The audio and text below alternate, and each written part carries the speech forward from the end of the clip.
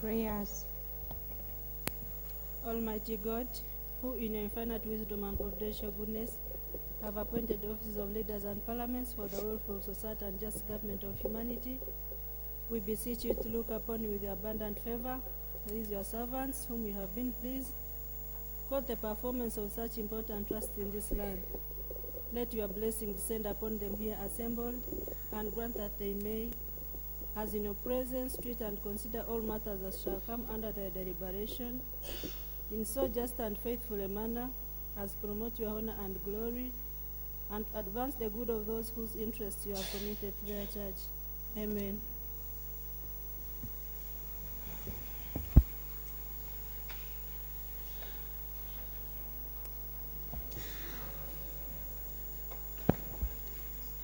Item 2 on the order paper, administration of the oath.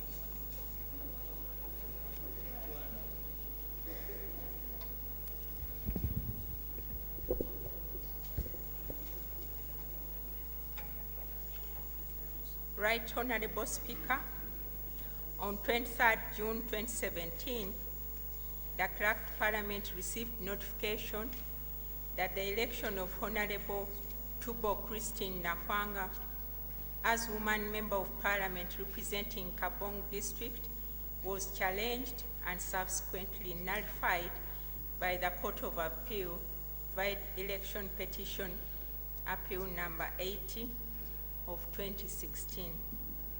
In accordance with Article 81 of the Constitution of the Republic of Uganda, the Clerk of Parliament notified the Electoral Commission of the existence of this vacancy in Parliament. On 29th August 2017, a by-election was held, and the Electoral Commission has, in writing, communicated the results to the Clerk of Parliament, indicating that Ms. Akelo Rose Lily was elected the woman Member of Parliament representing Kabong District. Mr. Speaker, sir, the member is available and ready to take and subscribe the oath of allegiance and of a Member of Parliament. Mr. Speaker, sir, I seek your indulgence to allow her to undertake the aforementioned purpose. Please bring the honorable member in.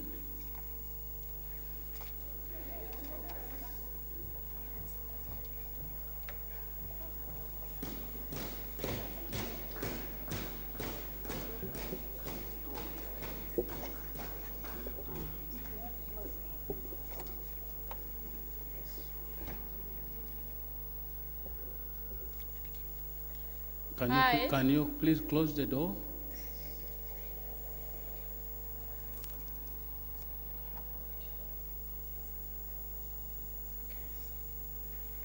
I, Akelo Rose Lily, swear in the name of the Almighty God that I will be faithful and bear true allegiance to the Republic of Uganda, and that I will preserve, protect, and defend the Constitution, so help me God. I, Akelo Rose Lily, swear in the name of the Almighty God that I will give faithful service to this Parliament and support and uphold the Constitution of the Republic of Uganda as by law established. So help me God.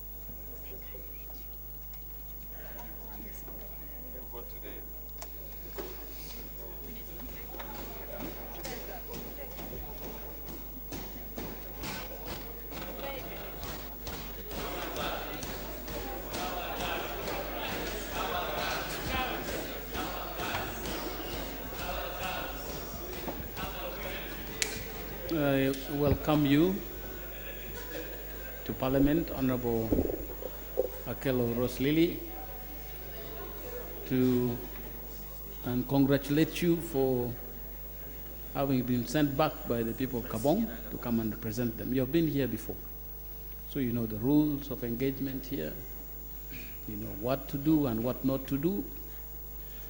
So I'm going to give you copies of some books here. I'll give you a copy of our rules of procedure as updated. This will help you to continue doing things that you've already been doing before, and also a copy of the Constitution. And you have just taken oath to confirm that whatever you agree in doing here must fall within the four corners of that Constitution. We also have a members directory to help you know the members who have come in. I'm not sure whether you are in that book, but we'll find ways of updating it so that you are accommodated. You're welcome. Again, please sit. Thank you.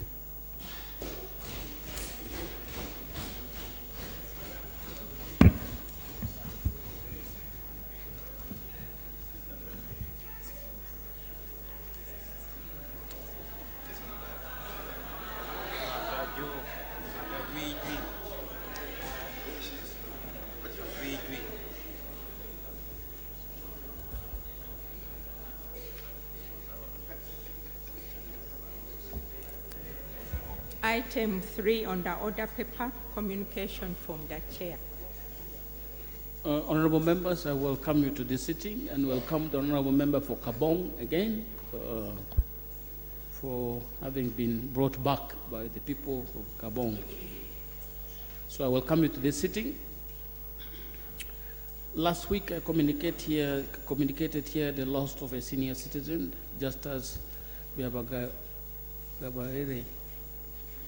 It is sad indeed that yesterday another senior citizen, the Honorable Kitata Gawera, former member of the National Assembly of the Fourth Parliament 1980 to 1985, and a delegate to the Constituent Assembly for Mukono North County, which is formerly of Mukono District, passed on.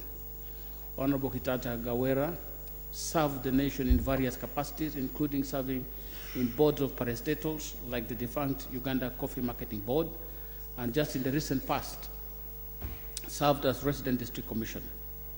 His services to the nation will be greatly missed. On behalf of the Parliament and on my own behalf, I wish to convey our sincere condolences to the family, relatives, friends, and the nation at large.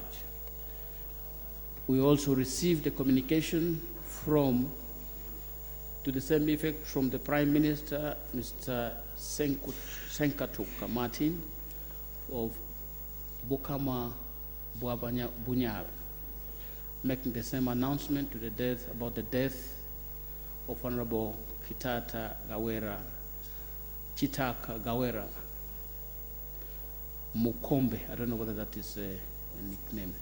So this has happened, honorable members. May we rise for a moment of silence.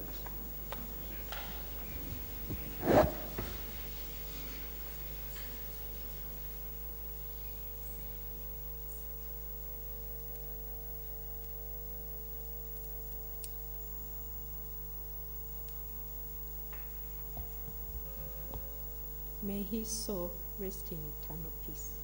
Amen.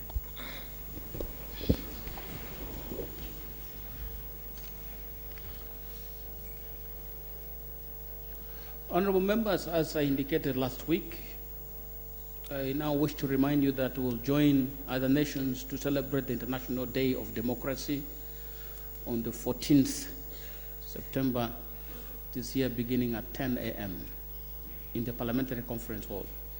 A public lecture will be conducted in which various dignitaries have been invited. Parliament during the same function will commemorate the 60 years of the entry and participation of women in politics in Uganda, and will honor Honorable Florence Alice Lubega, the first Ugandan lady to sit in the Legico. So please be there. This evening, a talk show will be hosted on Radio 1 Spectrum program running from 7 p.m. to 8 p.m. on the theme Democracy and Conflict Prevention. Honorable members, I urge you to listen in this program as Parliament will be represented by a panelist. Honorable members, I urge you to turn up in large numbers on Thursday, 14th September, as we celebrate the International Day of Democracy. In order to give this day the recognition it deserves, I am directing that all committees on that day should not sit, and any prior meetings that have already been set up or arranged should be cancelled and rescheduled for another date. Let's respect that Thursday. Let's give it our full participation so that we can deal with this matter and give it a right recognition. I so direct for the chairpersons and clerks to note and take action on those. Honorable members, every year for a long time now, this Parliament has hosted the National Prayer Breakfast. So this is to inform you that the National Prayer Breakfast will be held on the 8th of October. It's done on the 8th of October every year. The chief guest is His Excellency Yoweri Kaguta Museveni, President of the Republic of Uganda. The chief host, or the host, is Right Honorable Rebecca Litwala Kadaga, Speaker of Parliament. The keynote speaker will be Pastor Engineer Dr. Tulihi Olusegun Oyobani, Institute of National Transformation, Nigeria. And the theme is, "As for me and my household, we shall serve the Lord." Please confirm your attendance by the 15th of September to enable us prepare for you by filling in the form on the table near the pigeonholes, or by sending an email to info@ugandaprayerbreakfast.com. info@ugandaprayerbreakfast.com. Uganda Prayer Breakfast is one word. Or texting to mobile number 0775 412 558. 0775 412 558. Thank you.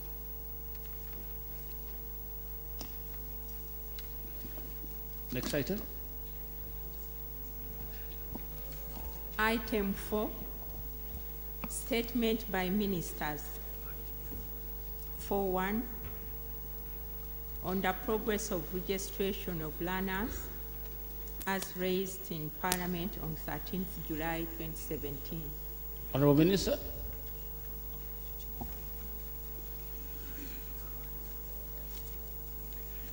Right Honorable Speaker, last week, the Minister of Internal Affairs, did inform you and the House that he was consulting on this statement with the Minister for Education and would be ready to give it in the course of the week. As I came in, I have not got an exact date when he will do it, but the consultations are still going. So I request that we stand over that item till he is able to give notice. Thank you. Okay, Uncle, the Minister came and saw me in the office. He says they need to consult with the Minister of Education, who has now said he should be the one to make the statement, and will come back and give a full statement on the matter that has been raised. 4.2, statement on response to a question concerning the bridge connecting Bulambuli to Nakapilipili. Honorable Minister.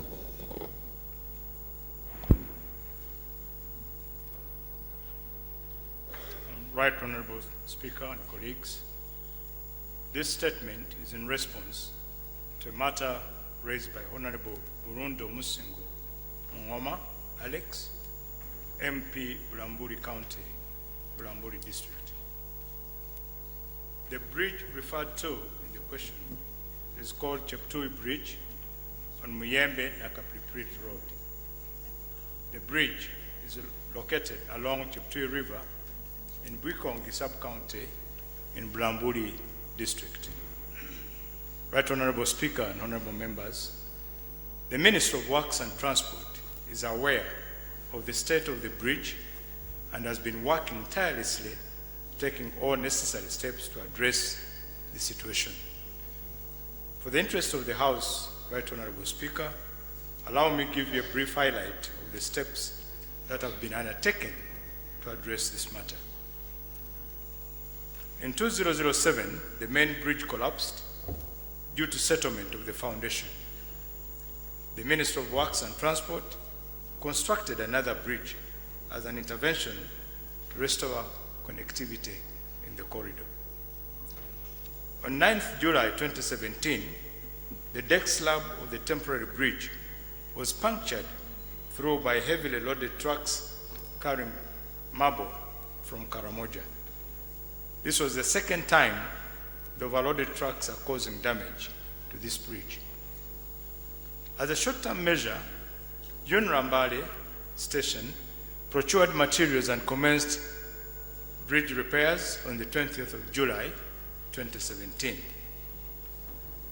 And we expected it to be completed by end of August. And true, by the end of August, by the 18th of August, the temporary bridge was completed and opened to traffic.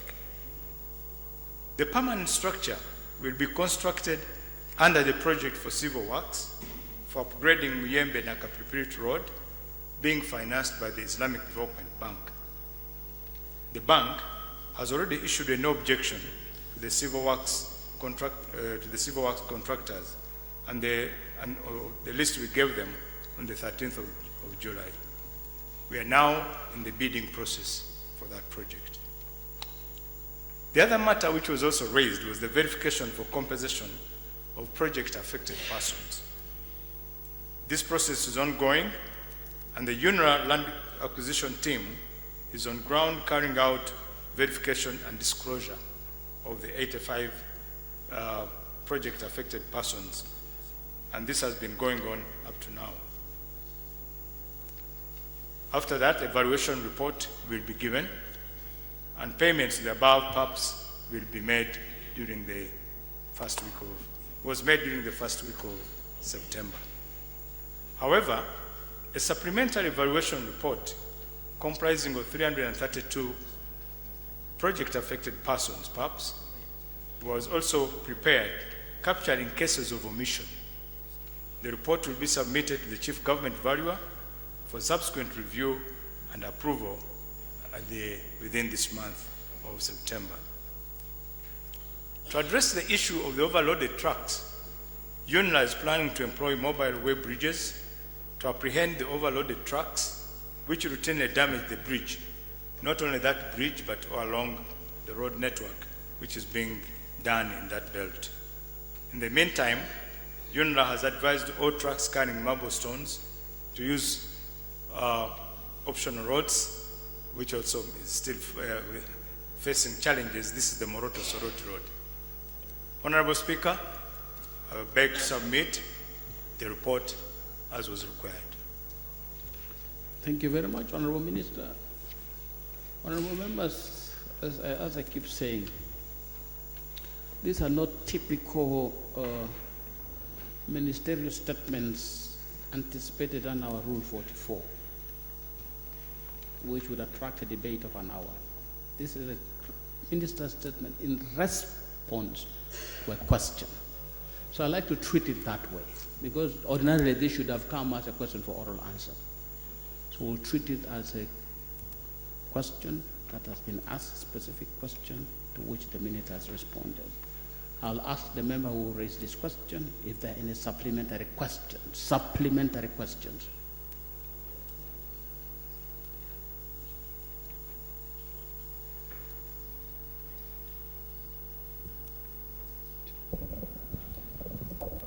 Thank you very much, Right Honorable Speaker. I'm Alex Brundo, Member of Parliament for Ulambuli. Right Honorable Speaker, like the minister has put it, in 2007, that bridge was washed away by the heavy rains.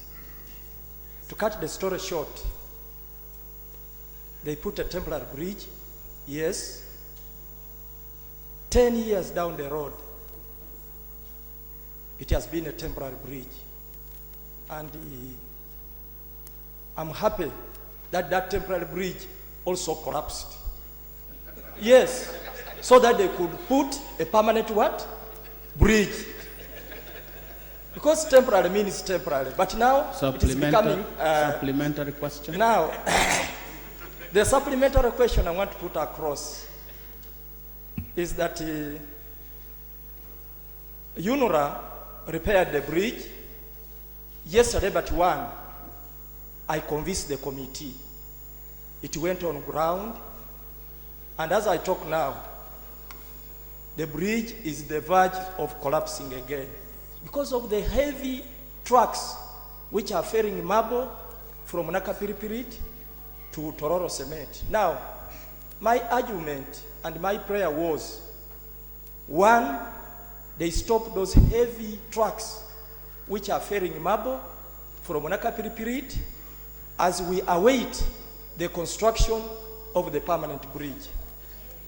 It's from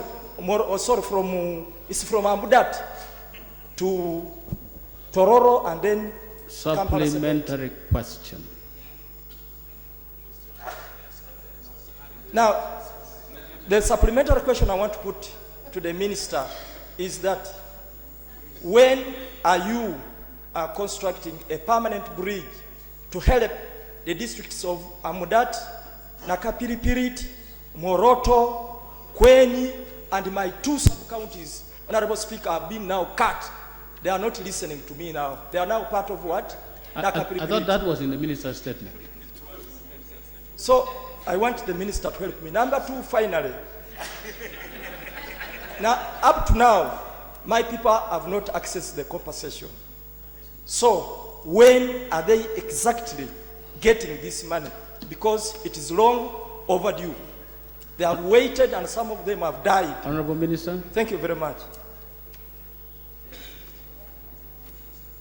Thank you very much, Honorable Speaker. I think I've alluded to what we are going to do permanently on that road, and I've said the bidding process has started, and we are going to have a bigger project where the permanent bridge will be constructed.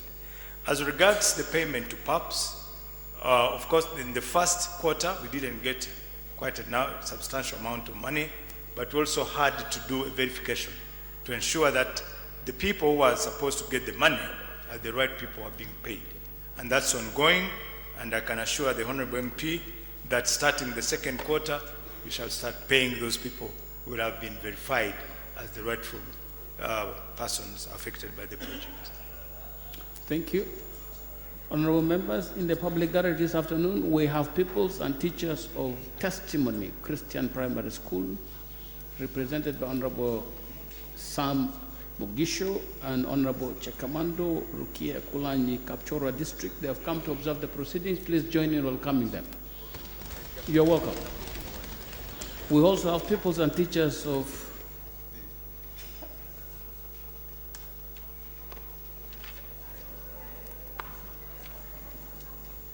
we also have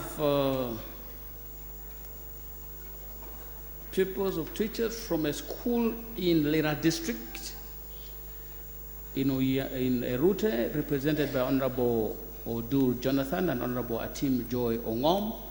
They have come to observe the proceedings. Please join me in welcoming them. You are welcome. You are very welcome. In the gallery this afternoon, we also have a delegation of staff from the Hansard Department of the Parliament of Ghana. They include Ms. Ruth Efua Gaisie, Mr. Peter Apenkwa, and Mr. Harrison Ashong. Join me in welcoming them. You're very, very welcome. Thank you. Next item. Item 4.3. Statement on a petition by the persons affected by the project of Orio Chitugumu Musingo Road.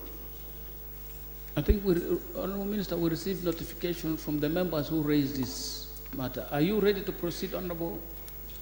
Because they were meeting people in Gulu or something like that. But since the Minister is ready with the response, please proceed. Thank you, Honorable Speaker. Right Honorable Speaker and colleagues, this statement is presented as a response to a petition brought to this August House by the District Woman Representative, Kitgum District. The petition contained the complaints of the persons affected by the project as PAPs of Orio Kitgum Misingo Road. Honorable Speaker, you directed that the Minister of Works and Transport finds out the authenticity of the complaints and report back to this House. About the project, Honorable Speaker, the location of the road project is in northern Uganda. It crosses the districts of Pade in the south, Kitgum and then Lamo in the north.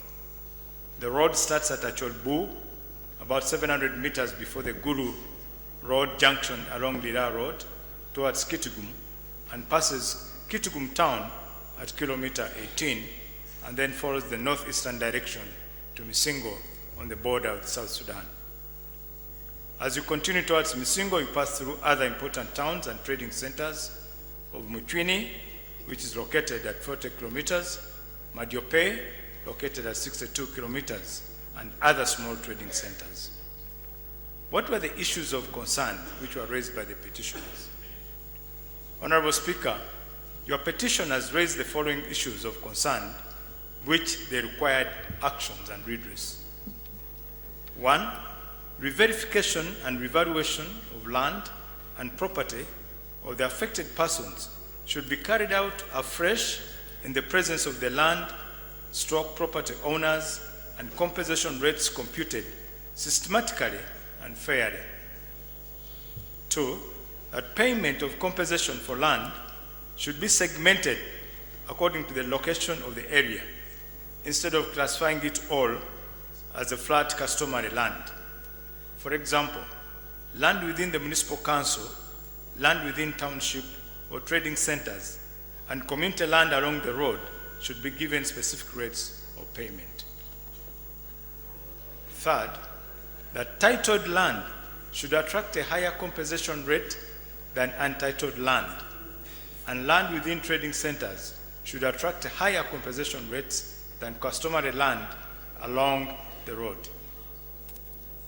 The 4th petition was payment of compensation to non-affected persons in Paibo Parish, in Labong, Layamo, Sub-County, and payment to non-existing fuel filling station in Mutwini Sub-County, both in Kitgum District, should be investigated and corrected. 5, that persons who are affected by electricity and water lines should be urgently compensated and relocated from the risk they are currently faced with. 6, that UNRA should establish the list and rates of compensation of all affected persons for them to study and be able to raise concerns, if any, before subjecting them to signing of forms and vouchers. Number 7, that access roads leading to quarrying sites should be compensated by the contracting company. That an explanation should be given to the affected persons and people of Uganda on why the size of the road within the town councils and municipality was being reduced from 30 meters to 23, and it's 25, and in some cases 23, like in the case of Chamchamsel along Badege Road in Kitgum Municipality and Madiope Town Council, Township in Lamont. The other petition was that the affected persons would like to know why ghost names of persons who are not residents of the project are appearing on the compensation documents, yet they are not affected by the road project. They also wanted to know why the affected persons would like persons whose land and property were marked for destruction in the road project to be compensated for loss of time and business since the road had shifted in the opposite direction. Another petition was that land or buildings which are affected by the road projects should be fully and adequately compensated instead of paying only for part of it. This will enable the affected persons to resettle fully in a new place. The other petition was that affected persons who are made to sign forms and payment vouchers before being given an opportunity to study and understand the documents should be allowed to raise their dissatisfaction and objection, if any, without any form of suppression. Another petition was that the Katuram company, which was the consultant, should prevail over its staff for being arrogant and rude to the affected persons, or else UNRA should identify another service provider in order to handle the remaining compositions. The last petition was that UNRA should improve on information sharing and regular communication with the PAPs and other stakeholders in order to build and improve the level of trust and confidence of the community of the project affected persons, instead of concealing information on compensation process from affected persons. Right Honorable Speaker, these petitions are not only unique to this project, these are some of the most usually common things we find on most of the projects, and I hope that the responses which I'm going to give in this petition will also suffice on the other projects. The response to the petitioners. Right Honorable Speaker, the concerns of the petitioners were mainly on compensation and sharing of information with the relevant stakeholders. And the response is as follows.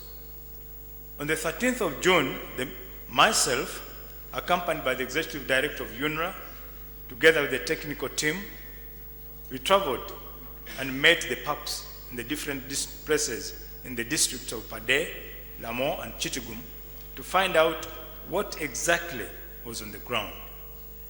The local leaders from LC1, the members of parliament, also attended some of the meetings.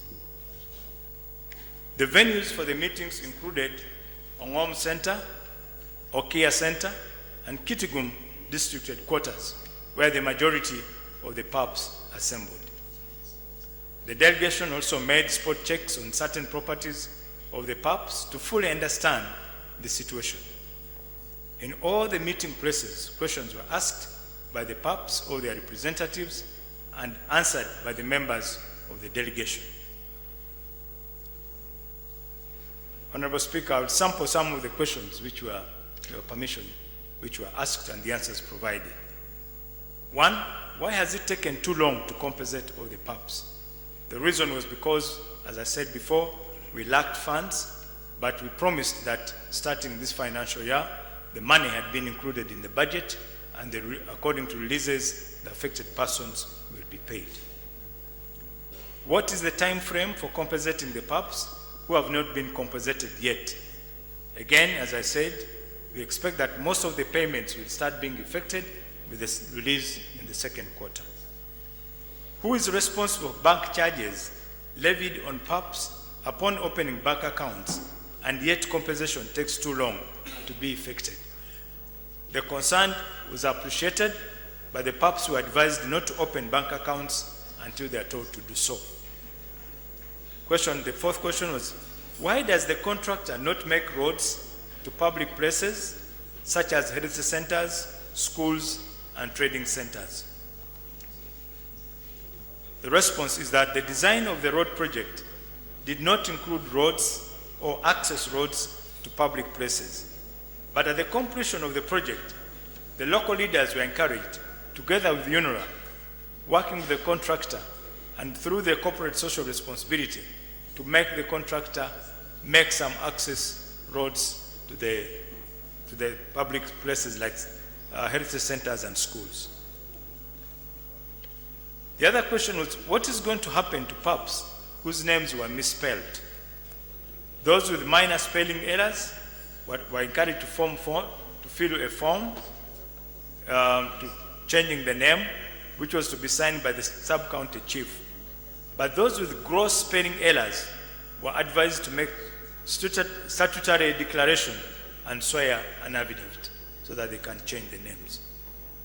Why should a finished house be valued less than a semi-finished house whose construction is a drink beam?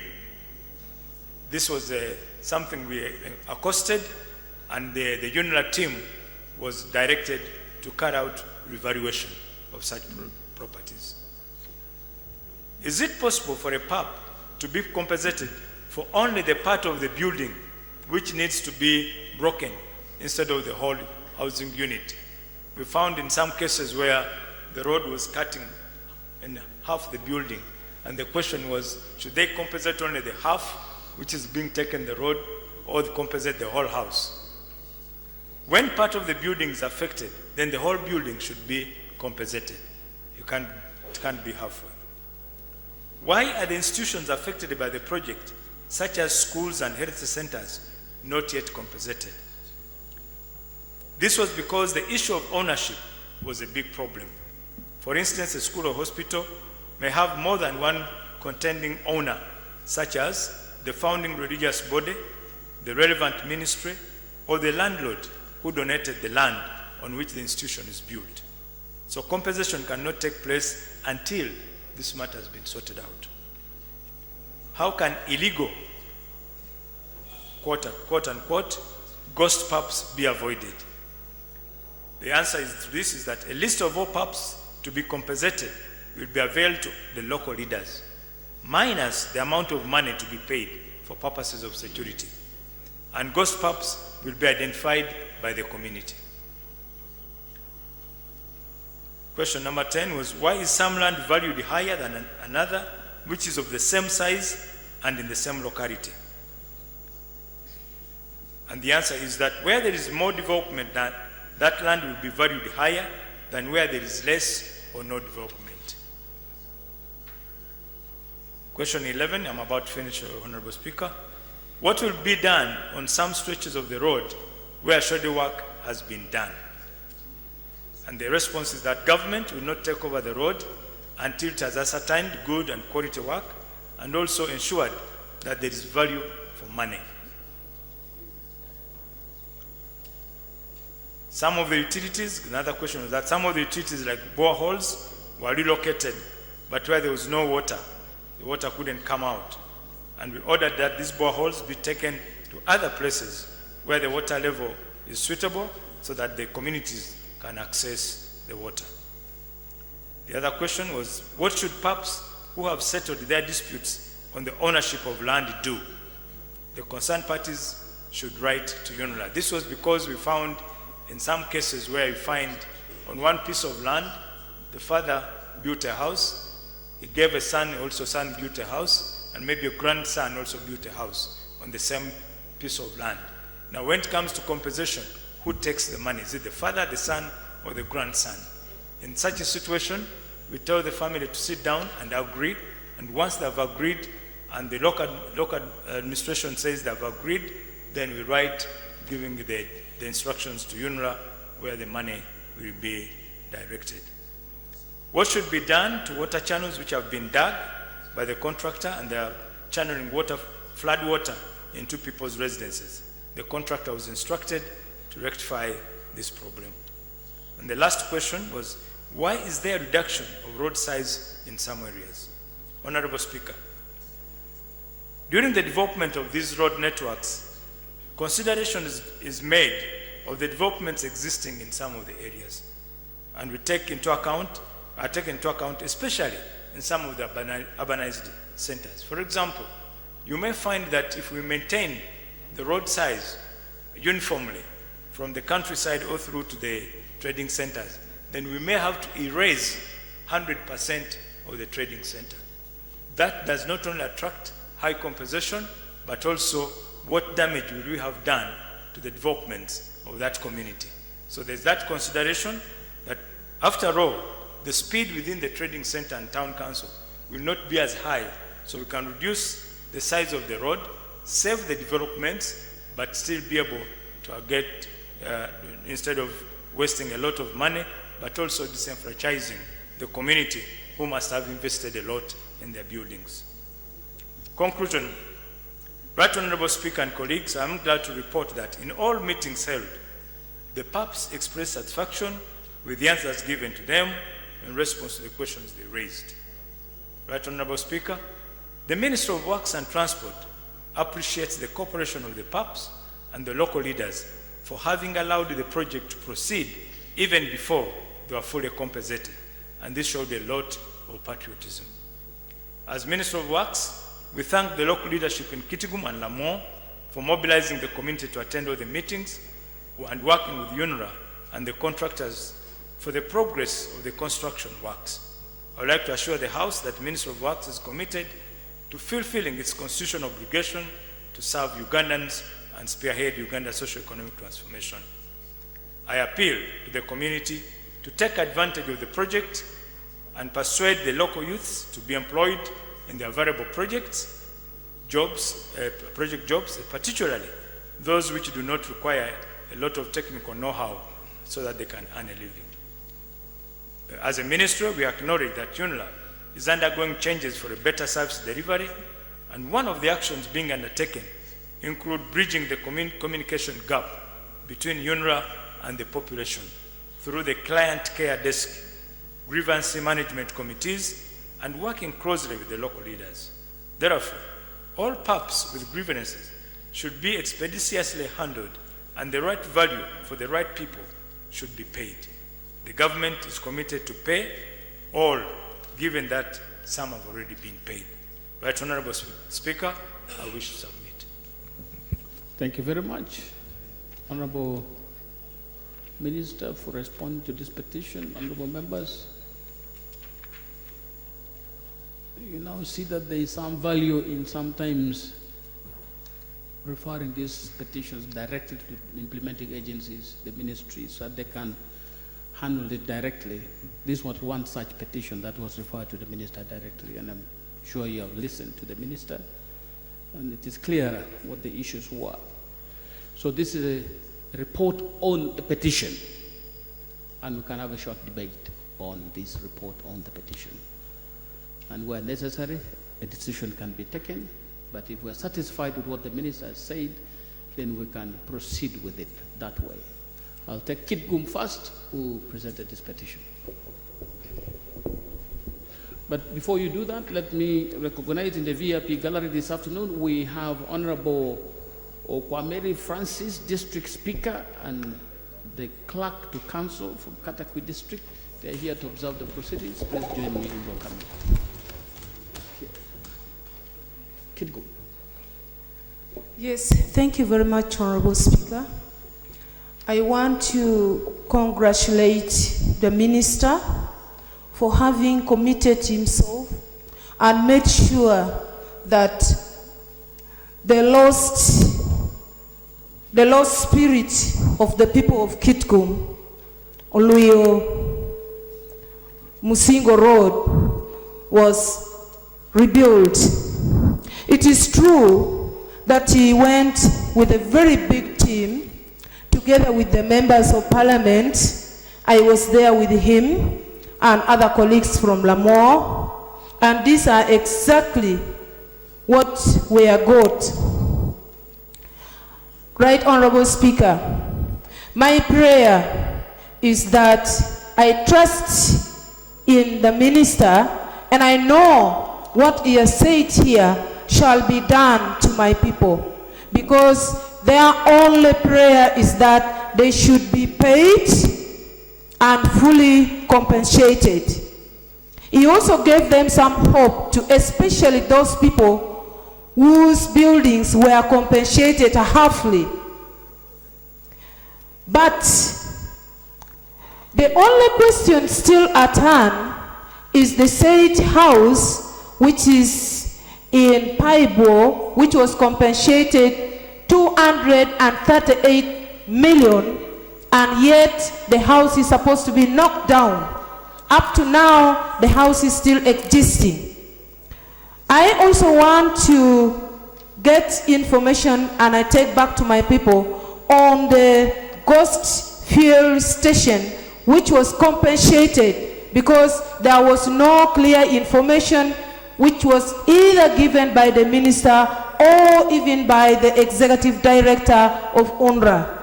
However, I want to appreciate the work done. My people have also sent their greetings, especially to Parliament of Uganda, for having moved to this level. Thank you very much. I beg to submit. Thank you. Thank you. Honourable Minister, you want to respond to the specific issues? Then I have a route. Thank you, Honourable Speaker. The question of the House, which we saw it together with the Honourable Member of Parliament, and also the issue of the ghost filling stations. These are matters under investigation. And once we get to the bottom of that, then we'll be able to bring the response on the floor. Thank you. Thank you. Ruta. Thank you, Mr. Speaker, sir. I want to thank the Minister for this statement. I want to bring to the attention of the Minister that when I read through the petition, there are a number of issues that were raised by the petitioners, and this statement has clearly avoided giving answers to those. One, of course, my sister has raised it. But the most important thing that I want to bring to the attention of the Minister, these land compensation issues is not specific to this area. Almost everywhere else you find that all roads that are being done, there must be compensation. We are aware that government gazettes some of these roads. And even when you move on those roads, you can see clearly that there are road reserves because the electricity lines are passing there. You see the water lines are passing there, but almost every sector is compensating. We had made a proposal, and this is what I wanted the Minister to respond to. Is it in your thinking that when we are acquiring land, we should actually work together with the Ministry of Energy, work together with the Ministry of Water to ensure that the same piece of land that we acquire, those road reserves, are protected, and then we don't have to compensate every time an electricity pole is facing? Because it's being done each and every time, and you can see that there are some connivance taking place within this ministry to compensate for the same piece of land. I thank you. Honourable Minister. Right, Honourable Speaker. Thank you very much, Honourable MP. This is a matter which is already under the Prime Minister, and I'm very much aware because we have set, he has set up a committee where my ministry is actually the chair, where when acquiring land, all utilities must be catered for, instead of each one acquiring land on its own. So in future, all projects where land is going to be acquired, the provisions for utilities will be incorporated. So it will not, we shall not have these piecemeal acquisitions. Thank you very much. Obongi. Yeah, thank you very much, Right Honourable Speaker. I also thank the Minister. There is this question of road reserves now versus the problem of compensation for property, including land, of people along the road. Since you ably said here that much as the statement, the petition was about a specific road, the experiences got from there are also applicable elsewhere. Now, I would like you to help us here, and in UNRWA particularly. Where does the road reserve stop? Where does the compensated land in terms of dimensions start from? So that these things which we are talking about here do not also affect the lower local governments, because roads are also managed by other entities like the districts, like the sub-counties, and they may not have the capacity to do the same kind of compensation like UNRWA in this kind of national roads. Compensation is good for the people who are affected, but in some cases it brings a lot of problems to development of infrastructure like roads in the lower local, in the district local governments, in the sub-county local governments where they don't have funds to compensate, and yet a road has to pass. Secondly, how does UNRWA coordinate with other service providers like water, national water or rural water supply systems managers, and the rural electrification Like in West Nile, we have Wenreko, which is different from the one of the Nassau, but that's the one we have there. And also we have rural water supply for the sake of Obongi Town Council. There was a quarrel I saw between those who manage the water and UNRWA, because UNRWA cut their water lines, their water pipes. And instead of connecting or compensating, UNRWA was telling those people of water that you have built your water pipelines in my area, in my reserve. So where is the distinction between the reserve which is meant for UNRWA and the one which is meant for other service providers like water? Who accounts for that, the cutting of the water?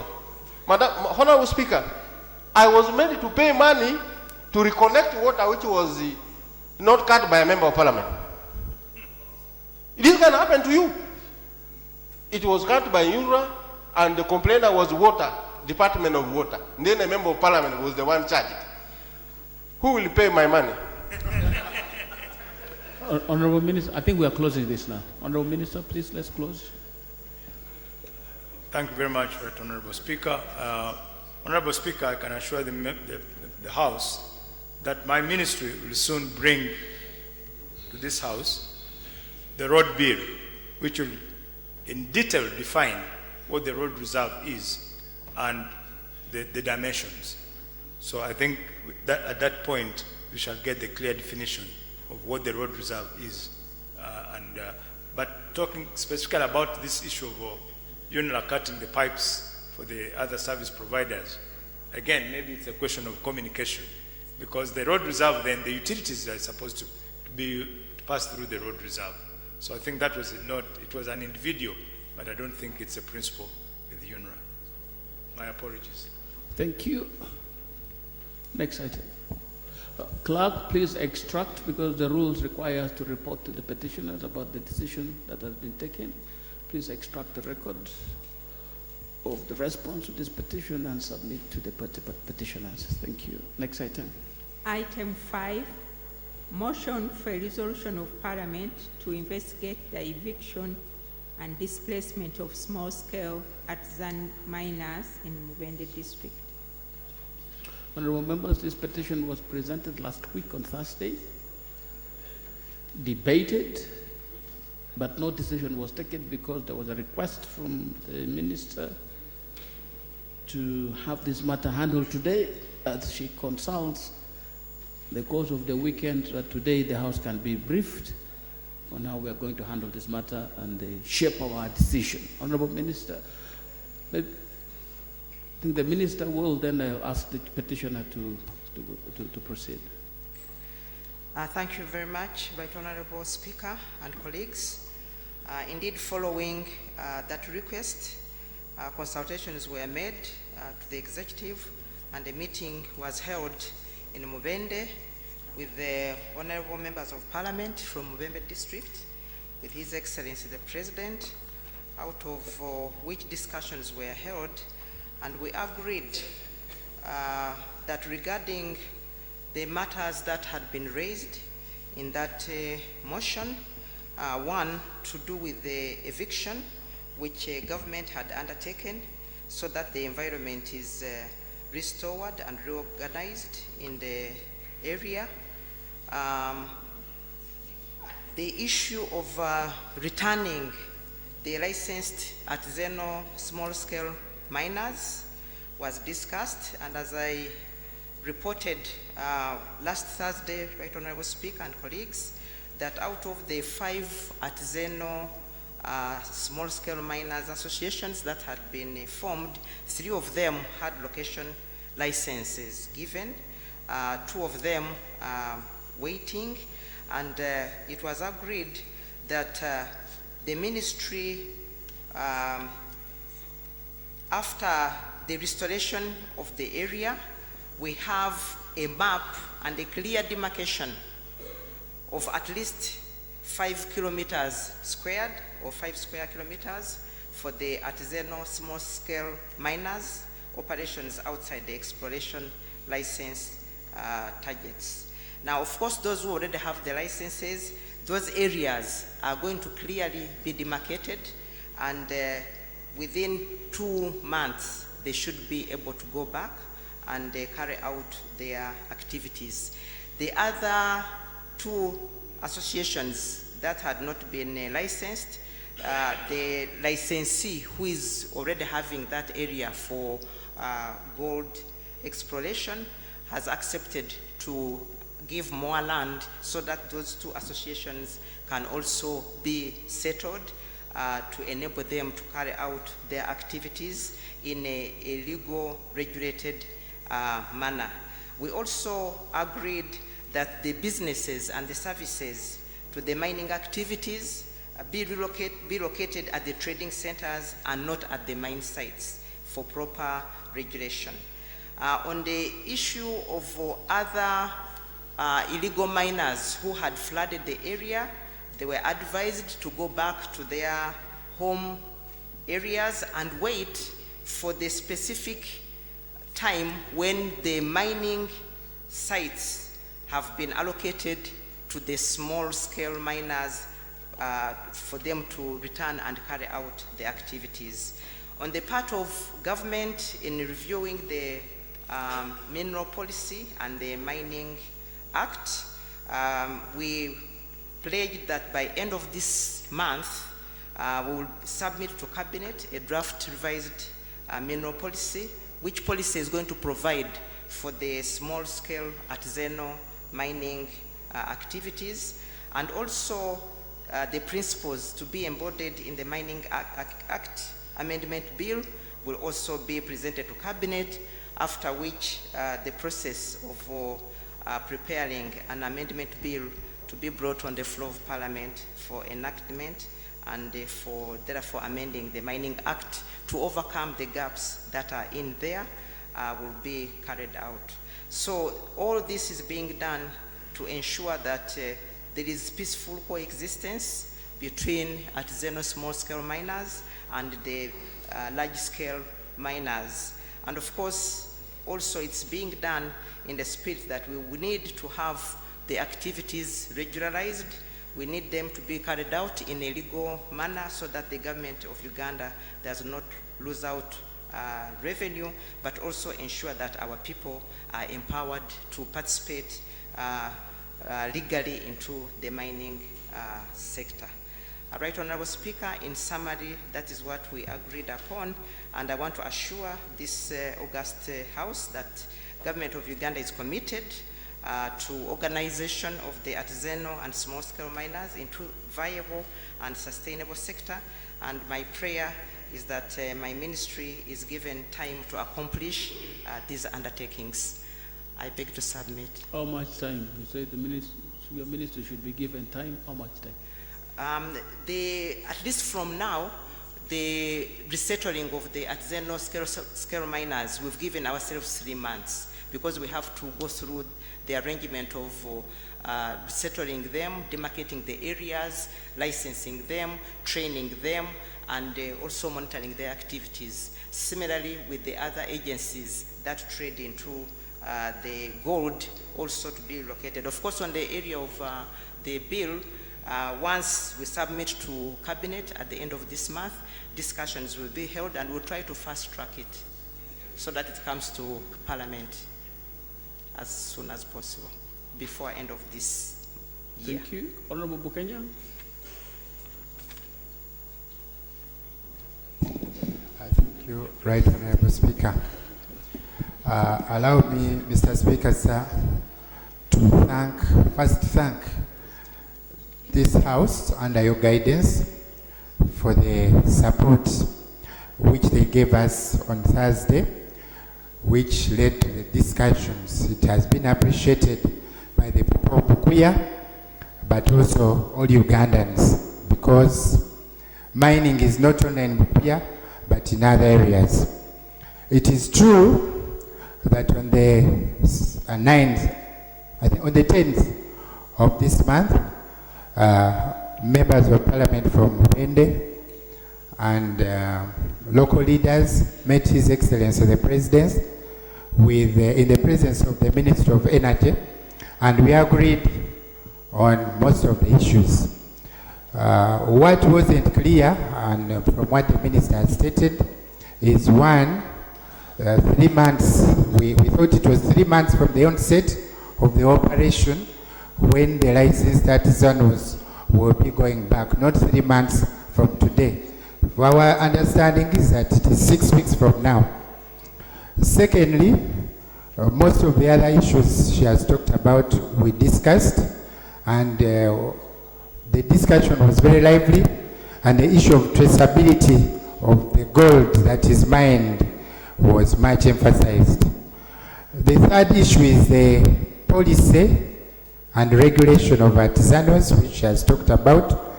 And really, when they talk about policy and amendment of the Act, that is a non-specific area that can take over a year when we are still on that process. So we want the ministry to be very clear on that one. Lastly, on the issue of compensation, it was a very difficult issue to handle, given the fact that the artisanals were not registered. But the president promised to visit with the team on the 21st of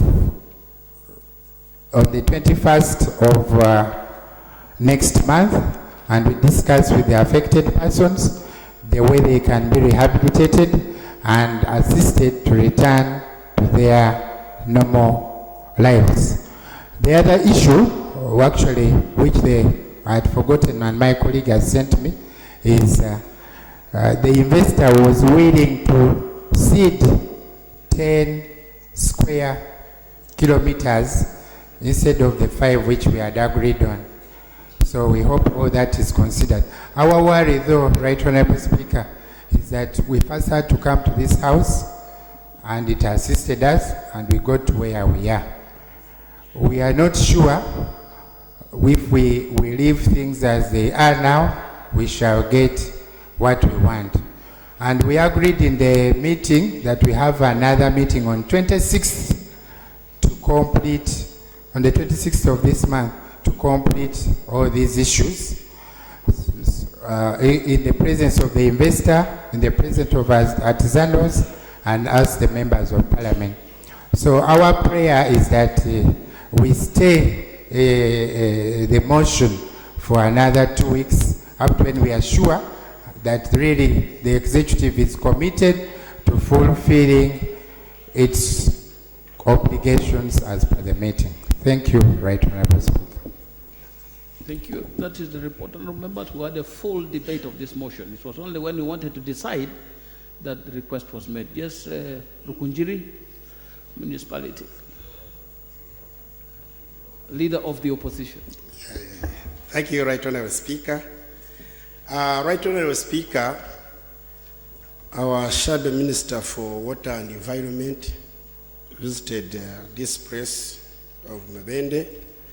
So there are a few issues I want to raise to Honourable Minister. One, I want the Minister to explain why the miners were given only 2 hours by UPDF to leave the mines. And Right Honourable Speaker, I want also the Minister to explain why evictions were undertaken only in Mubende and not in Busia, Buhweju, and Karamoja, where there are artisanal miners engaged as well as in gold mining. Right Honourable Speaker, there were some children who were abandoned. I want to ask the Minister, what has the government done to support the abandoned children? They are in a sorry state.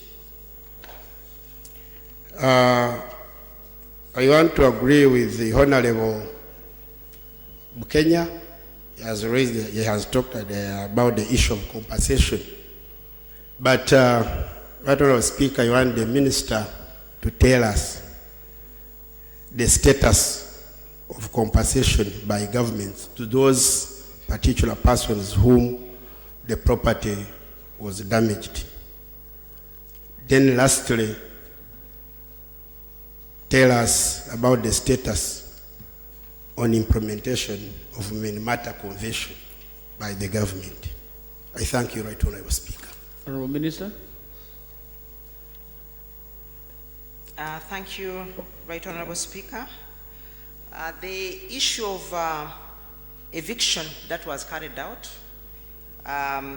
my colleague unfortunately might have not been here on Thursday because there was a long debate about the matter, and therefore taking us back to those issues would not be appropriate and fair to all of us. I think we've moved on. All that has happened. We were able to discuss and agree on moving forward. How do we handle those aspects? And relatedly, in the statement that is uploaded, we've indicated that we've started with Mubende, but we are going everywhere in this country.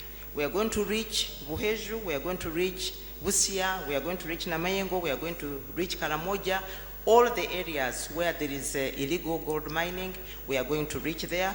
We want this area to be organized so that the artisanal small-scale miners are regularized, they are licensed, and they are able to participate into these economic activities, and also that government of Uganda is able to benefit from it.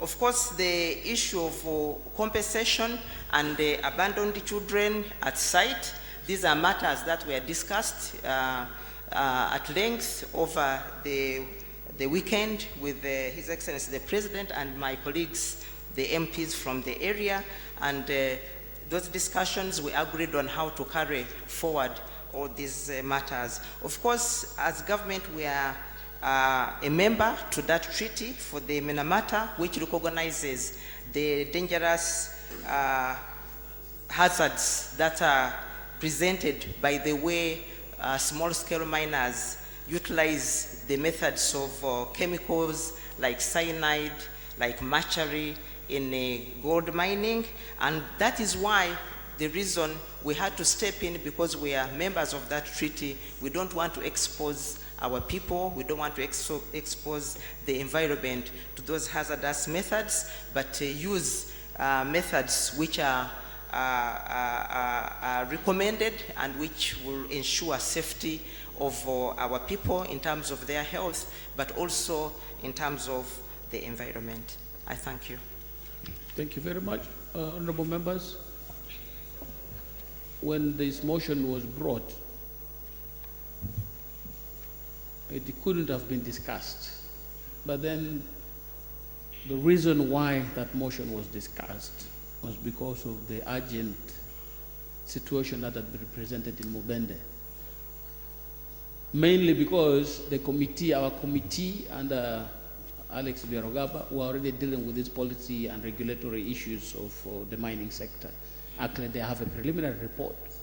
So I had said we could remove aspects that related to policy, general management, regulation, and things like that, and let the committee come back to the House and we have that debate in a full way in respect of the whole country. But Mubende presented a peculiar situation of an emergency, and that's why this debate was carried out. And now that the members are satisfied with the discussion and the process is going on, the movers of the motion, I think it would be proper that it would be difficult to split the motion, because I would refer it to the committee so that they can handle those other aspects of the policy and regulatory issues that were discussed in this motion, and then leave only the emergency compensation demarcation, specifically for Mubende, to be dealt with in these processes. So I think substantially I will refer this petition, this motion to the committee, so that it will come back with it and we have a fuller and more resourced debate on this, instead of saying we keep on deferring it. This motion is referred to the Committee of Natural Resources, the Committee of Alex Biarogaba, incorporate these issues in what you're discussing and come back and brief Parliament about the regulatory policy, legal issues that will come up. It is so refined. Thank you. But meanwhile, the other issues will keep reviewing through the members of parliament how they are progressing. We'll have audience. When there are issues, you come back and brief the House about the progress of this matter. Thank you. Next item. Item 6 on the order paper. Motion for resolution of Parliament to appoint an auditor to audit the accounts of the auditor, the accounts of the Office of the Auditor General. Thank you. As she moves, honorable members, in the gallery this afternoon, we have students from Kampala University. Luero branch, represented by Honorable Biandala Abraham James and Honorable Lillian Nakate Seguja, Luero district. They are here to observe the proceedings. Please join in welcoming them. You're welcome. Also, we had students earlier whose names were not indicated, but the district was indicated. Pupils and teachers from Rima Nursery and Primary School. I think they've already gone. They're represented by, oh, they're here. Rima Nursery and Primary School, represented by Honorable Odur Jonathan and Honorable Atim Joy Ongom, the Red District. Please join in welcoming them. You're very welcome. Honorable Commissioner.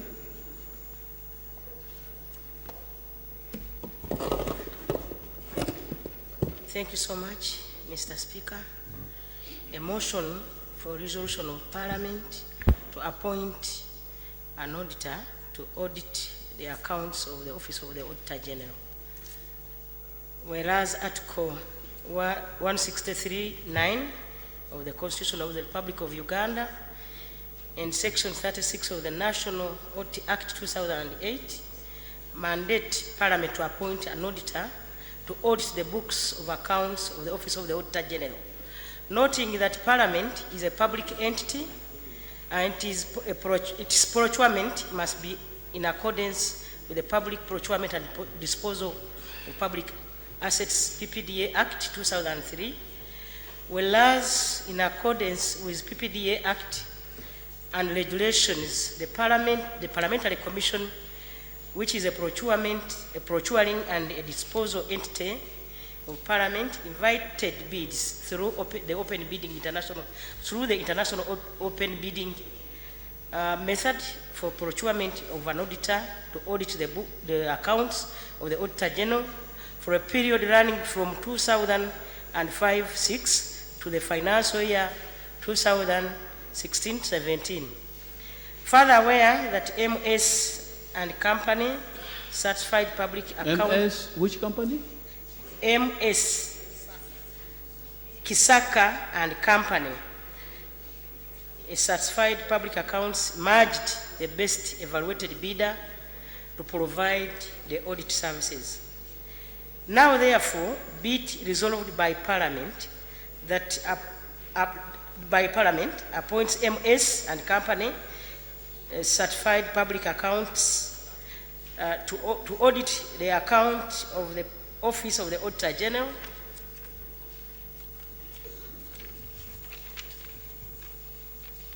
for the period running from financial year 2005 to the financial year 2016-17. Mr. Speaker, I beg to move. Is the motion seconded? It's seconded by member for Ndorwa, member for Busong, Bunkoko, member for Budadiri West, member for Kumi municipality. Would you like to speak to your motion? Are you justifying your motion? Or is it it's already justified? Honorable members, this is one of those formal motions for conclusion of a process that has gone on.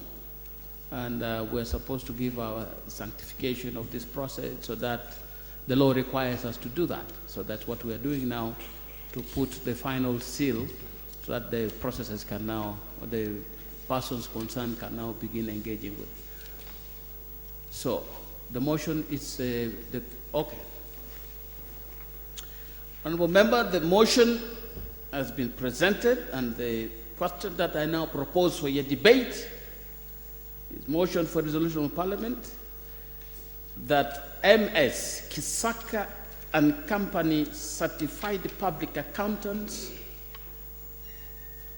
be appointed to audit the accounts of the Office of the Auditor General for the period running from financial year 2005-2006 to financial year 2016-2017. That is the motion that I propose for your debate, and debate starts now, if necessary. Procedure. Thank you very much, Right Honourable Speaker. I thought under our rules, the mover of the motion should actually speak to it. He has to justify her motion. Okay? We want to know how they arrived at the decision, we want to know how many bidded, we want to know. Then we can be able to have a meaningful debate. But just to throw the motion at us, and we debate, what are we going to debate, Right Honourable Speaker? Some of us have had an advantage of being chairpersons and members of accountability committees, and we know the work of the Auditor General, including the challenges. We want to know whether, before they arrived at that decision, they addressed themselves the challenges in that institution. I don't want to be tempted to go into debate without knowing exactly how they really arrived at that decision. After they have done that, then Right Honourable Speaker will be able to make a meaningful contribution and end the process as required by the law. Thank you. Honourable members, you recall that when this motion was moved, seconded, I asked for whether the member wanted to speak to the motion. And she said the motion is self-explanatory. So I opened debate. So that's where we are.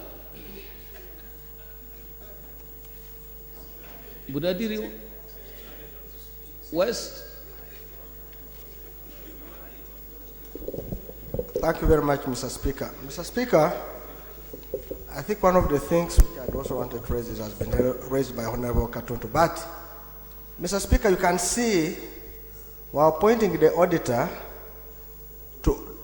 we want to appoint the auditor to audit the Office of the Auditor General for the year 2005/26 to 2016. 10 years. That raises a big issue. And why I'm saying it raises a big issue, the Office of the Auditor General is supposed to be above all offices. And should lead by example. And we need the Commission to explain to us why were they hiding the Office of the Auditor General for all the 10 years. This is an issue we need first to get clarification. And two, the process of identification of the auditor. Because why that one? Why not Nandalas? Why not Katuntus? Did you bid the Nandalas? No, Mr. Speaker, I'm just Mr. Speaker, I'm just putting it across that way. I never bidded anyway. But I was just giving a name nearer mine, but it's not me. Because we needed to know how you did the evaluation, and you came up and see the capacity of a firm which can audit 10 years and be able to produce a report in the shortest time possible. Mr. Speaker, I have the law here. The Constitution.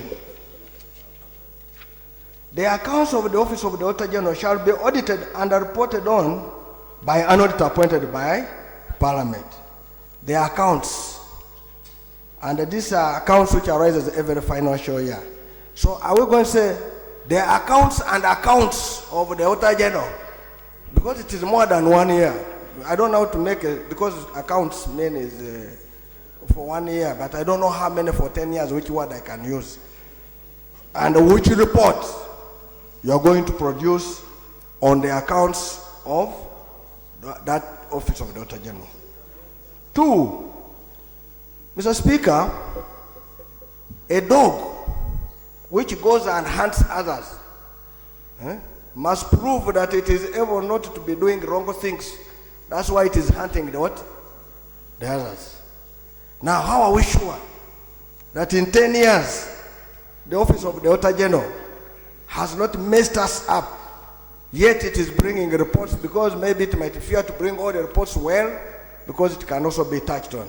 So in conclusion, Mr. Speaker, for me, I would be happy that the mover of the motion goes and brings the entire process, because we are now evaluating, so that we are able to use that entire process to make a decision whether there is competence, the reasons why we delayed to appoint the auditor, and where are the reports of the earlier years. Why I'm raising this, Mr. Speaker, I recall there was a time here we were tempted to appoint an auditor. And when we appointed the auditor, I think Johnson and Johnson, something like that. Shortly, the other one, it was a consortium of auditors.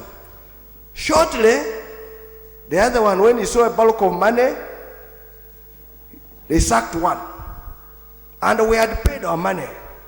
What happened to that audit? Because we need that report first before we can deal with the other one. There was Nyende, who had been appointed as an auditor. He produced a report. We have never seen this report. Mr. Speaker, I'm raising this from institutional memory, because I've been around for a good period of time.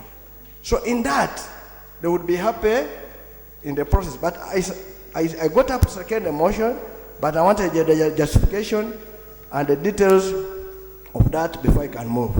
And in conclusion, Mr. Speaker, from the iPad I have borrowed, I see only those few sentences which were raised by a whole parliamentary commissioner who has all the facilities to do a report. And to me, on those few sentences, I am very unable to do anything apart from saying, we agree you have presented the motion, but we need more information. Honorable members, please, honorable members, there are two things, and in this, if we are going to debate this motion, we should not put them together. We should debate the motion that is before us. And that motion is for the appointment of an auditor to audit the office of the Auditor General. That's the motion that is before us. If you are going to ask about processes that led to this particular proposal, that's fine. But to begin asking why 10 years, that is outside this motion. That is outside this motion. And Honorable Nandala Mafabi has actually indicated part of the reason in his submission. There was a process, that an attempt the Parliamentary Commission made, and they appointed a particular agency, I think that was about 5 years back, and it didn't take off. They had appointed an auditor, but didn't take off. They disintegrated, so there was no audit done. Probably that contributed to this backlog, because you appoint people, and then there are challenges, then there is the involvement of the IGG, and then the whole process is stalled. So the matter that is before us is appointment of MS Kisaka Company, Certified Public Accountants, to audit the accounts of the Office of the Auditor General for those periods that have been measured. That is the motion, it's only motion. And if you're rising to debate, please restrict yourself to that, or you will not speak.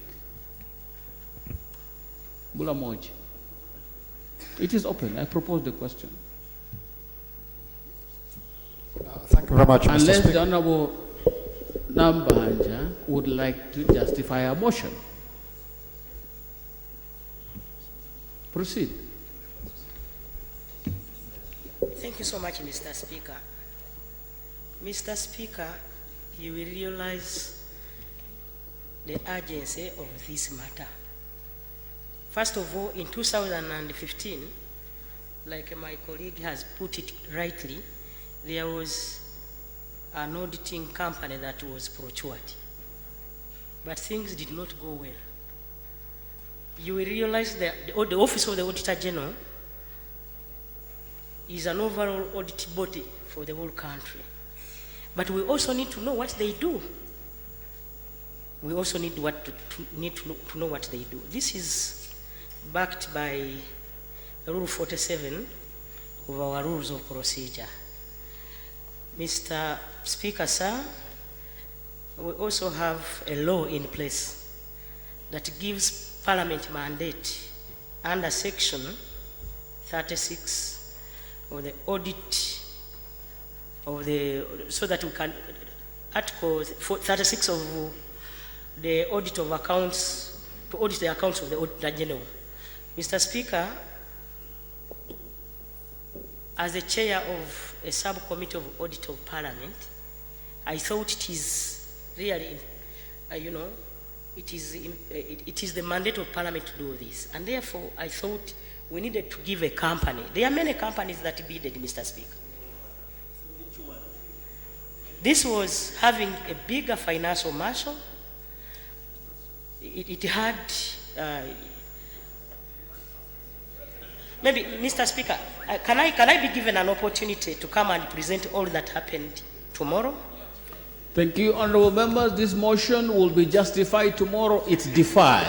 Next item.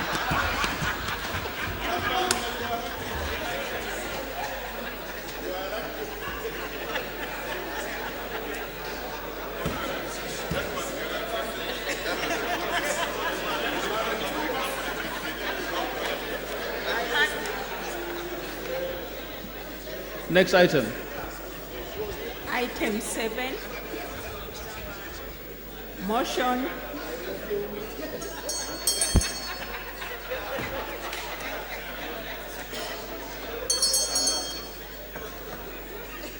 Order, members, order. Item 7, motion for adoption of the report of the Sector Committee on Health on oversight visits to public health facilities in Kampala District and Eastern Uganda. Chair.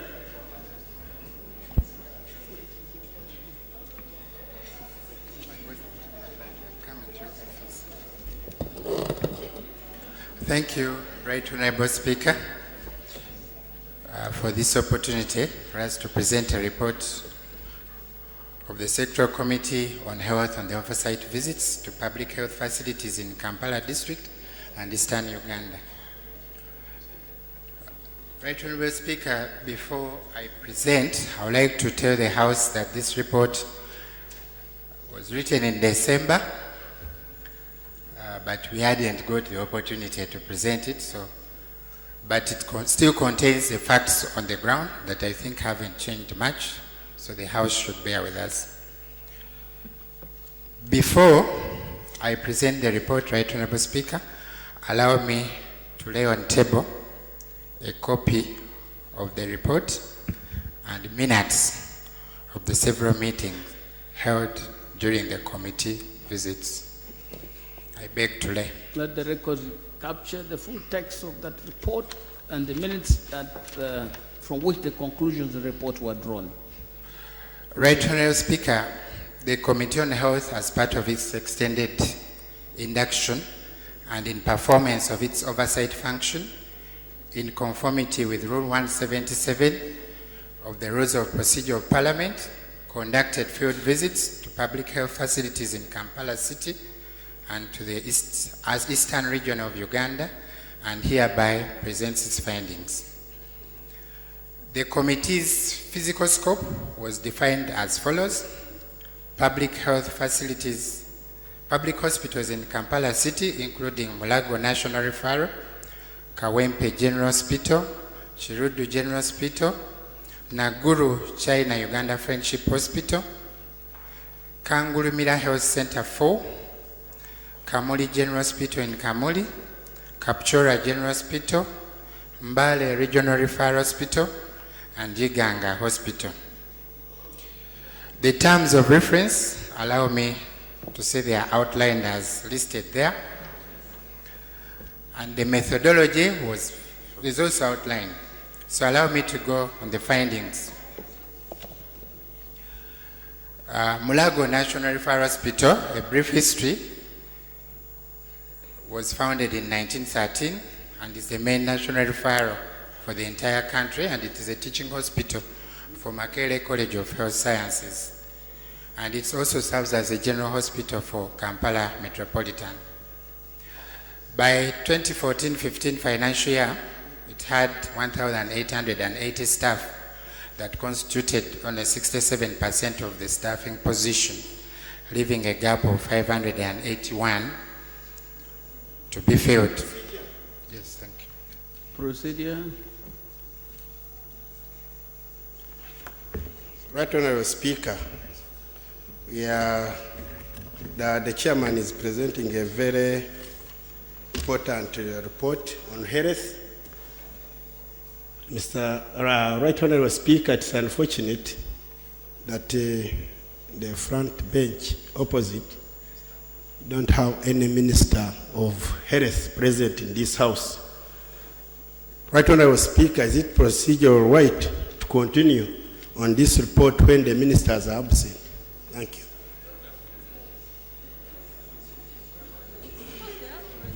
Who is leader of government business today?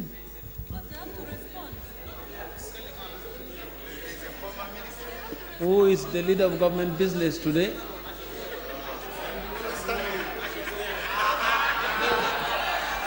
Right Honorable Speaker, I stand in for the leader of government business. Thank you. So where are the ministers of health?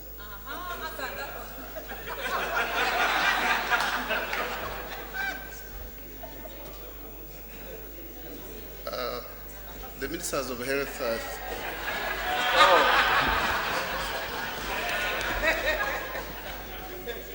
as I was about to submit, the Minister of Health is just coming in. You were going to say that she was on the way.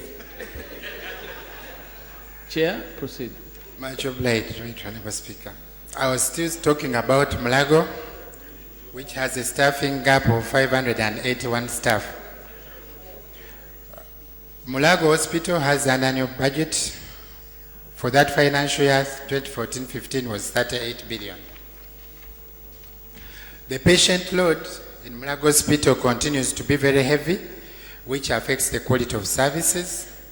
And during the year 14-15, the hospital attended to over 800,000 outpatients, over 760,000 inpatients, over 60,000 emergencies, over 28,000 antenatal visits, and conducted nearly 40,000 deliveries.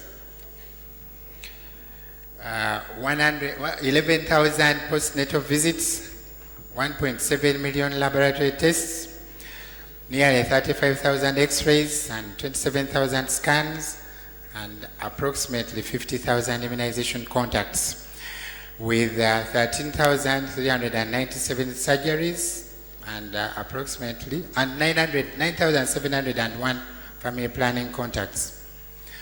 In October 2014, major renovations and rehabilitation works commenced at the hospital to bring out structure and performance improvements. These works were estimated by then to last 24 months, and they are the largest renovation works to the facility since New Mulago or Lower Mulago Hospital Complex was completed in 1962. This project is estimated to cost 49 million US dollars, and it's financed by a loan from African Development Bank. During the rehabilitation works, medical emergencies and referred patients are attended to at Kawempe General Hospital, Chirudu General Hospital, China Friendship, and Chirudu General Hospital and Naguru China Friendship. As part of the planned changes, the intensive care unit will be enlarged from 5 to 25 beds. The mortuary will be expanded from 16 to 160 slots, and the operating theaters will be increased from 6 to 16. By the time the committee visited in August 2016, The first phase of rehabilitation, consisting of approximately 60% of total works, was reported to be complete. The second phase of the renovation was expected to last for another 12 months.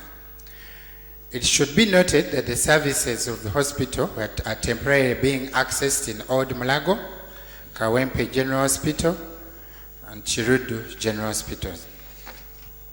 Findings. The committee noted that at the time of the visit, which was in the morning, the hospital facility was clean.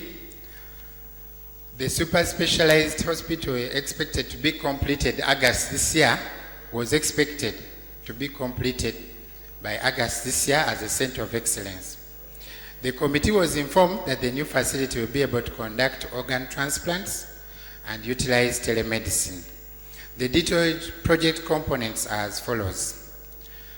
A, extensive rehabilitation and modernization of Lower Mulago Hospital building, currently 860 bed capacity, including complete replacement of water, electrical, sewage, and mechanical systems.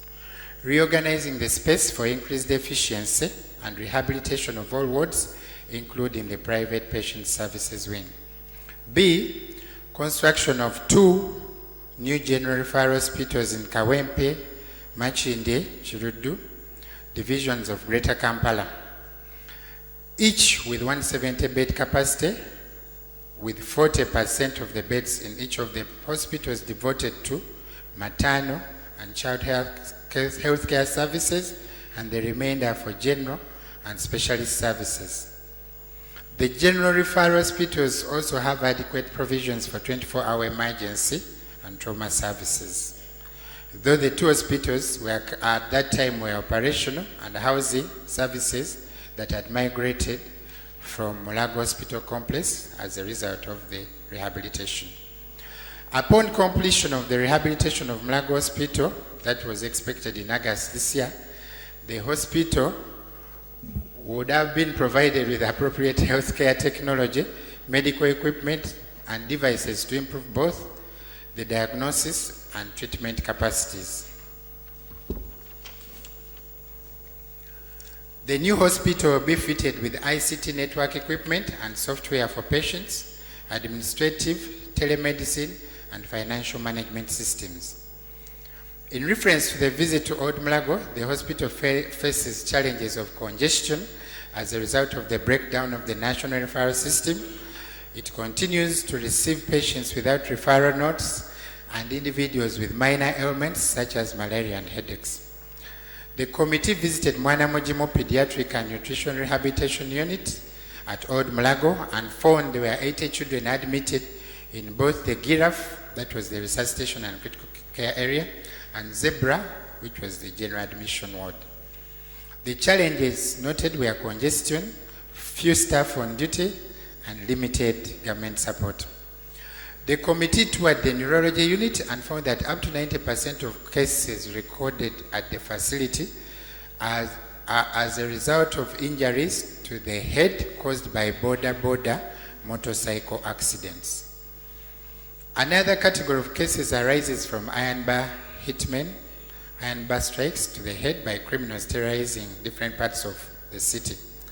The challenges noted in the unit included the shortage of anesthesia staff, limited ICU space, low pay for health workers, human resource, and manpower constraints. 6, the committee visited the new 12-bed intensive care unit established in Old Mulago to handle critical cases during the rehabilitation process and noted the challenges of shortage of manpower, where the 12 beds were served by 3 nurses as opposed to 1 nurse per bed. The committee was informed of the high cost of medicines required and the shortage of consumables such as disinfectants. The visit to the casualty unit revealed that the only CT scanner available at the facility, which is designed to serve 10 patients per day, is used for up to 100 patients, which overstretches its capacity. This causes it to break down frequently due to overuse. The committee visited the National Maternal and Neonatal Referral Center, commonly known as the Women's Hospital, which is currently under construction on Mulago Hill, and was informed that the facility was 55% complete and would have been opened by August this year. This project is aimed at curbing the high maternal and infant mortality rates in Uganda. The committee visited Old Mulago Hospital, the 110 housing units under construction near the hospital campus, the site of the renovations in the hospital complex, and the Women's Hospital currently under construction on Mulago Hill. Chirudu General Referral. Chirudu General Referral Hospital is located in Machinde Division of Kampala, and it's an urban general hospital built between 2014 and 16 at an estimated cost of $15 million. The government of Uganda constructed the hospital with funding from the African Development Bank and the Nigeria Trust Fund. The 170-bed facility is currently occupied by Mulago National Referral Hospital and shall return to the management of KCCA after the completion of rehabilitation works at the hospital complex of Mulago.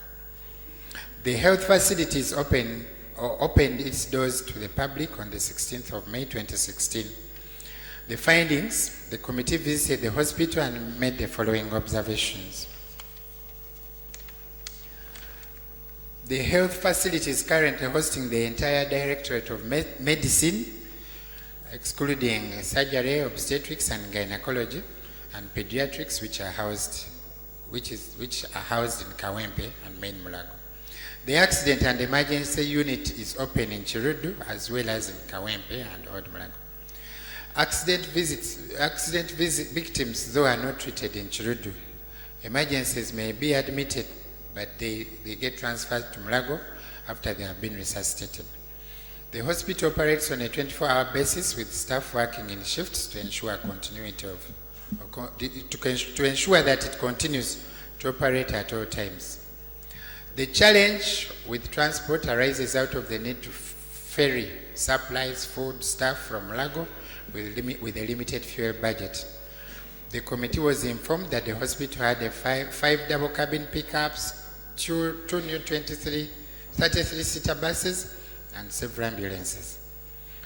Following the expansion of Mulago Hospital's operation in Old Mulago, Kawempe and Chirudu, the hospital was handling more patient cases, yet the budget for medicines, sundries, and other medical supplies had remained static. The hospital has faced blood shortages, which is unacceptable, especially for the national referral. The hospital is fitted with life support machines for critical cases and a mortuary for those who die. The hospital is staffed with 300 staff, of whom 35 are physicians, 5 plastic surgery specialists, 1 senior radiologist, 40 senior house officers, 10 medical officers, 150 nurses, and supporting teams in the laboratory and pharmacy. The health facility has an accident and emergency unit, a special outpatients clinic, a functional radiology department providing X-ray services, ECG and echo services, a burns and plastic surgery unit, general and private wards, and a dialysis section. The hospital sees 250 patients for diabetes only, and 51% of the deaths recorded at this hospital arise from diabetes and heart disease. The challenges with the diabetes and cardiology clinics include the high cost of drugs, the chronicity of the illnesses, and the high disease burden. The endocrinology section of the hospital dealing with diabetes faces challenges of costly insulin with a monthly budget requirement of 30 million shillings for insulin only. The hospital informed the committee that diabetes is a high burden disease in Uganda, and complications from these cases often resulted in hospitalization for long periods and amputations. The facility conducts 700 dialysis sessions per month, and it should be noted that while private facilities charge up to shillings 1.5 million for a session, Mulago Hospital charges 60,000 shillings per session. The most pressing challenge in this section is inadequate staff. The pulmonology department, which deals with diseases of respiratory system such as asthma, TB, lung cancer, was also plagued by the high cost of medicine, the high disease burden, and limited staff. The hospital recorded some achievements, including provision of accommodation for critical staff. Food is provided as part of the treatment for patients. 250 patients are admitted on the daily basis despite the 170 bed capacity. The assessment center handles up to 250 patients daily. The emergency unit receives up to 50 cases daily. The hospital provides good learning environment for interns, and it has a fully functional hepatitis B screening clinic. The general challenges include some areas of the hospitals were still incomplete at that time. The patient numbers are very high. The CT scan and some laboratory tests are not yet installed, and patients have to be taken to Old Mulago to access the service and then later returned. There is a critical shortage of sundries and medicines. The dialysis machines and those of measuring BP are insufficient. The limitation in the budget affects supplies, duty facilitation allowances, lunch allowances, uniforms, and fuel. Kawempe. Kawempe General Hospital is a hospital located in Kawempe Division of Kampala City. It is urban general hospital built between 2014 and 16, and it is also estimated it was built at an estimated cost of 15 million US dollars, which is equivalent to 38 billion Ugandan shillings by then. The government of Uganda constructed the hospital with funding from Africa Development Bank and the Nigeria Trust Fund. The 170-bed facility is currently occupied by the Obstetrics and Gynecology Department of Mulago National Referral and shall return to the management of Kampala Capital City Authority after the completion of the ongoing rehabilitation works at Mulago Hospital Complex.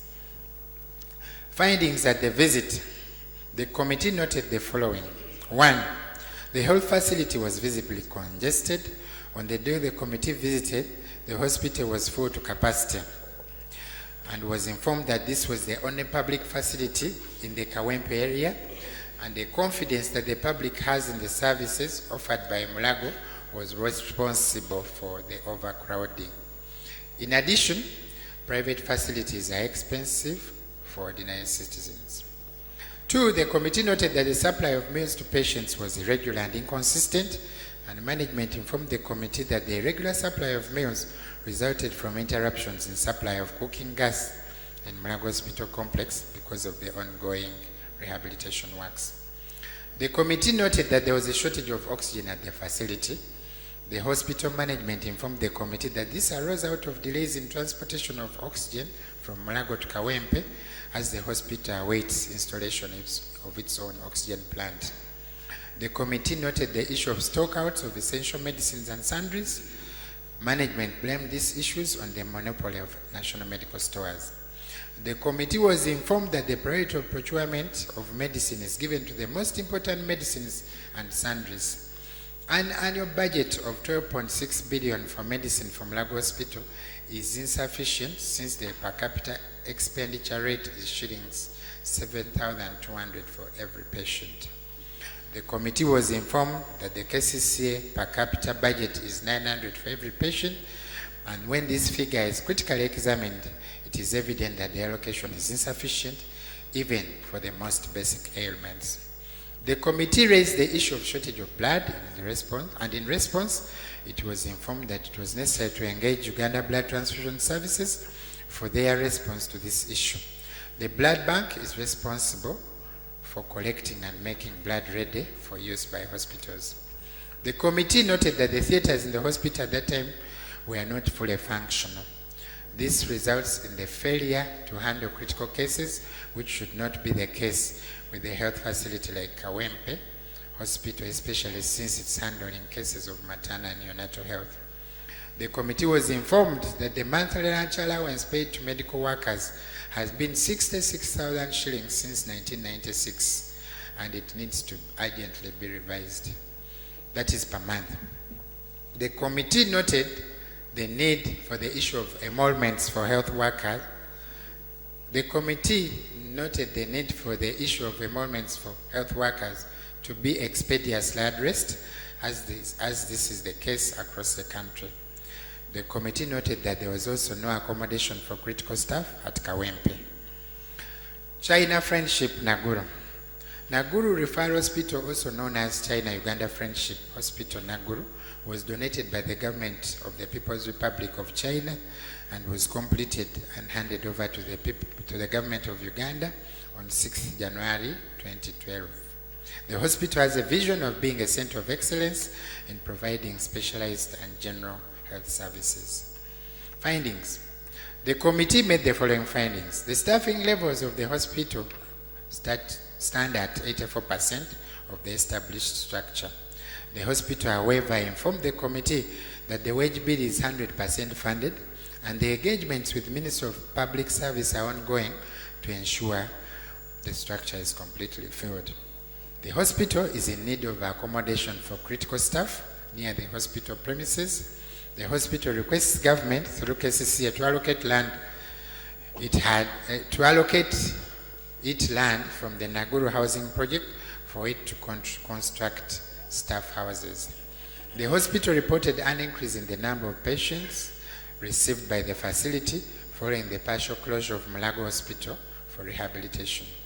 The committee observed this through an overcrowded OPD, outpatients department, and overflowing wards. The hospital reported drug stockouts resulting from a mismatch between the quantities delivered and the requirement by the large number of patients received at the hospital. The committee was impressed that the hospital has a teenage center that has resulted in a significant improvement in reproductive health in Nakawa division. Statistics of the hospital are summarized in the table below. The committee further noted that the hospital has the following challenges. The X-ray department, where the X-ray machine is not functional. Experiences oxygen supply and blood shortages. The building that was handed over in 2012 is cracked. There is a leaking roof and the floor is leaking. There has been no board of management in place for that hospital for the last 5 years, now 6. Noise from Legends Rugby Club, bar and restaurant. The staff structure is for a general hospital, yet the hospital is at the level of a regional referral, which affects their budget and allocation of medicines and sundries. Defunct machines, including a mammogram and a CT scan. It should be noted that these have never worked since the time of installation. The electricity system in place was unreliable and there was a need to address it. Kangulumira Health Center 4, Kayunga District. Kangulumira is one of the 23 government health facilities in Kayunga District, and of the 23 government health facilities, 1 is a general hospital, 2 are health center 4s, 8 are health center 3s, and the rest, the 13, are health center 2s. It is a 30-bed facility. The committee findings there is that the health facility serves patients from different areas, from different parts of the geographical area, including patients from areas as far as Kamuli, which is across the Nile. The health facility has a theater that has not been functional ever since it was set up in 2010. The equipment in the theater have never been used because it lacks an oxygen cylinder. If I could edit a bit, in this facility, they have 2 surgeons and 2 anesthetic officers who were not working because of no oxygen cylinder. The patients are often asked to buy their own medicines when stockouts occur at the facility. When the committee visited, it was informed that they were neither injectable nor intravenous antimalarials, and the committee was further informed that there were no gloves. The patients informed the committee that the doctors at the facility were asking them for money for medicines. The committee learned that the doctors, as a gesture of kindness for fear of the patients buying the wrong medicines, were taking money from the patients to help them purchase the right medicines. The committee learned that despite the requisite staff level, the health facility was not effectively delivering because of the drug stockouts, ill-equipped laboratory, a non-functional theatre, absence of sundries, and large numbers of patients received daily. The committee was dismayed that there was a large number of people in need of services, yet the facility was not equipped to deliver.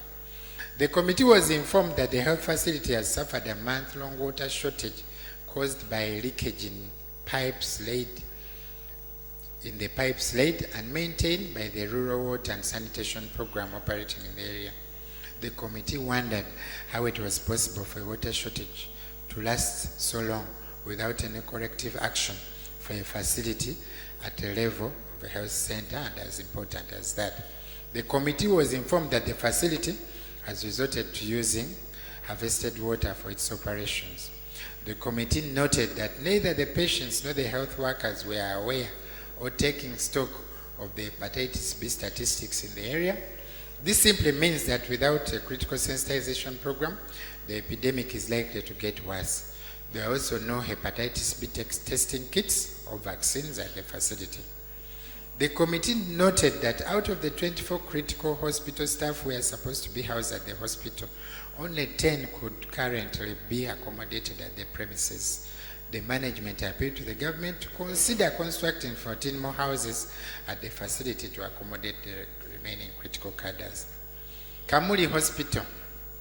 Kamuli is a public hospital in Kamuli district in eastern Uganda with a bed capacity planned at 100. However, many more patients are admitted, with some sharing beds or sleeping on the floor. The committee was disappointed with the garbage disposal practices in the hospital. The committee observed that the hospital refuse was disposed in the same manner as green garbage. There was no incinerator. There was no effort to properly dispose of any refuse by utilizing alternatives to incineration. The committee noted that the hospital compound was being slashed during the visit, an indication that the hospital is usually grassy and bushy given the comparison with the areas that had not been slashed. The committee noted that the X-ray machine and the ultrasound scan had been delivered to the hospital in 2001, but had remained non-functional ever since. The machines have been in the hospital, occupying a room for 15 years, and yet to date, no patient has benefited from their presence. The committee was informed that the machines could not be used because they were defective, had no technicians to repair them, and were in a language that no one understood Spanish. The committee inspected latrines and found that none of the latrine stands had doors. The issue was raised with the hospital district authorities who undertook to fix the doors since the issue did not require intervention of government. The committee noted gross negligence in the management and maintenance of Kamuli Hospital, where the disposal pit is filled with syringes, glass bottles, microscope slides, machines and the machines remain unused for over 10 years. The committee noted that the hospital ambulance had broken down due to a fault in the gearbox and required shillings 97 million to replace it. They further informed the committee that the local garage had submitted a quotation of shillings 9 million for repair and were considering that as a cheaper option, but I think they were hindered by procurement issues. Kapchora General Hospital. Kapchora Hospital was established in 1964, serving Sebe region, that is Kapchora, Queen, and Buko. It was initially planned as a 100-bed capacity hospital. Currently, it is 150-bed capacity general hospital. The committee noted the following: that the hospital had a catchment population of 50,000 and an average daily outpatients attendance of 350 patients admission daily. The hospital conducts 8 to 10 deliveries per day. The hospital also receives referrals from neighboring districts of Queen, Buko, Bulamburi, Sironko, Amudat, among others, with the most complicated cases being referred to Mbale Regional Referral, which is 66 kilometers away. The hospital has a staffing level of 84%, but lacked a pharmacist, physiotherapist, and medical officer special grade. The hospital was rehabilitated in 2014-15 and 15-16 with funding from government. The areas innovated included the operating theatre, maternity ward, TB ward, children's ward, mortuary. Installation of solar in the major service delivery points, theatre and wards. 1 5-stand staff toilet constructed, 2 5-stand patient toilets were constructed, and 1 twin house renovated. It should be noted that the renovation processes was still ongoing at the time of the visit. While the facility is well equipped with mattresses, beds, it still lacks pediatric beds and pediatric mattresses. The hospital has transport challenges with only 1 ambulance for transporting referred patients. The ambulance was received in 2010 and it was still functional, but it was old. The committee was informed that the funding to the hospital has remained static for the last 5 years, despite the increasing population and inflation. The hospital receives 34 million for hospital operations per quarter and 66 million for medicines per cycle. It should be noted that occasionally there is a delay to release these funds that affects implementation of planned activities. The hospital sometimes experiences drug stockouts attributed to a small budget for medicines and an increasing population. The most commonly affected items included antimalarials, artesunate, and laboratory commodities. The hospital has issues of land encroachment by squatters. The committee noted that some people have grabbed the land, the hospital land, and the matter is in court. It is also important to note that the hospital has a land title for all its land. The hospital, as noted, many others, has a high utility bill of especially water. Currently, the hospital pays 900,000 per month, which is high for a hospital with a limited budget. The health facility informed the committee of the challenge of accommodation for staff, with 20% of staff accommodated in available housing. Some of the nurses are accommodated in unipods. The outpatient department section is visibly congested, and the committee noted that it was also poorly lit and dark even in the middle of the day. There is an acute lack of equipment in most departments, such as slit lamp for eye department, dental chair for dental unit, incubators for neonatal unit, examination coaches for OPD, fridges for maternity, operation sets in theatre, among others. The hospital decried the low salary for medical workers, i.e. an enrolled nurse midwife earns 400,000 per month, while a medical officer earns 900,000 per month with no additional incentives, yet there is a high cost of living. Most staff in the hospital lacked uniform since they are not being supplied by the Ministry of Health. The hospital raised the issue of short duration of the renewal for practicing. I see some children living, if I could recognize them. I have pupils and teachers from Kalon Girls Primary School, represented by Honorable Akelo Judith Franca and Honorable Professor Ogeala Tigo Morris. They're here to observe the proceedings. Please join me in welcoming them from Agago. We also have pupils and teachers from El Shaddai Nursery and Primary School, represented by Honorable Akol Anthony and Honorable Akelo Lucy, Amuro District. Please join me in welcoming them. You are welcome. Where is Chair, proceed. And I'm hoping that you are preparing to wind up. Yes, absolutely. What? No, I have to give you the details and you understand. No, please.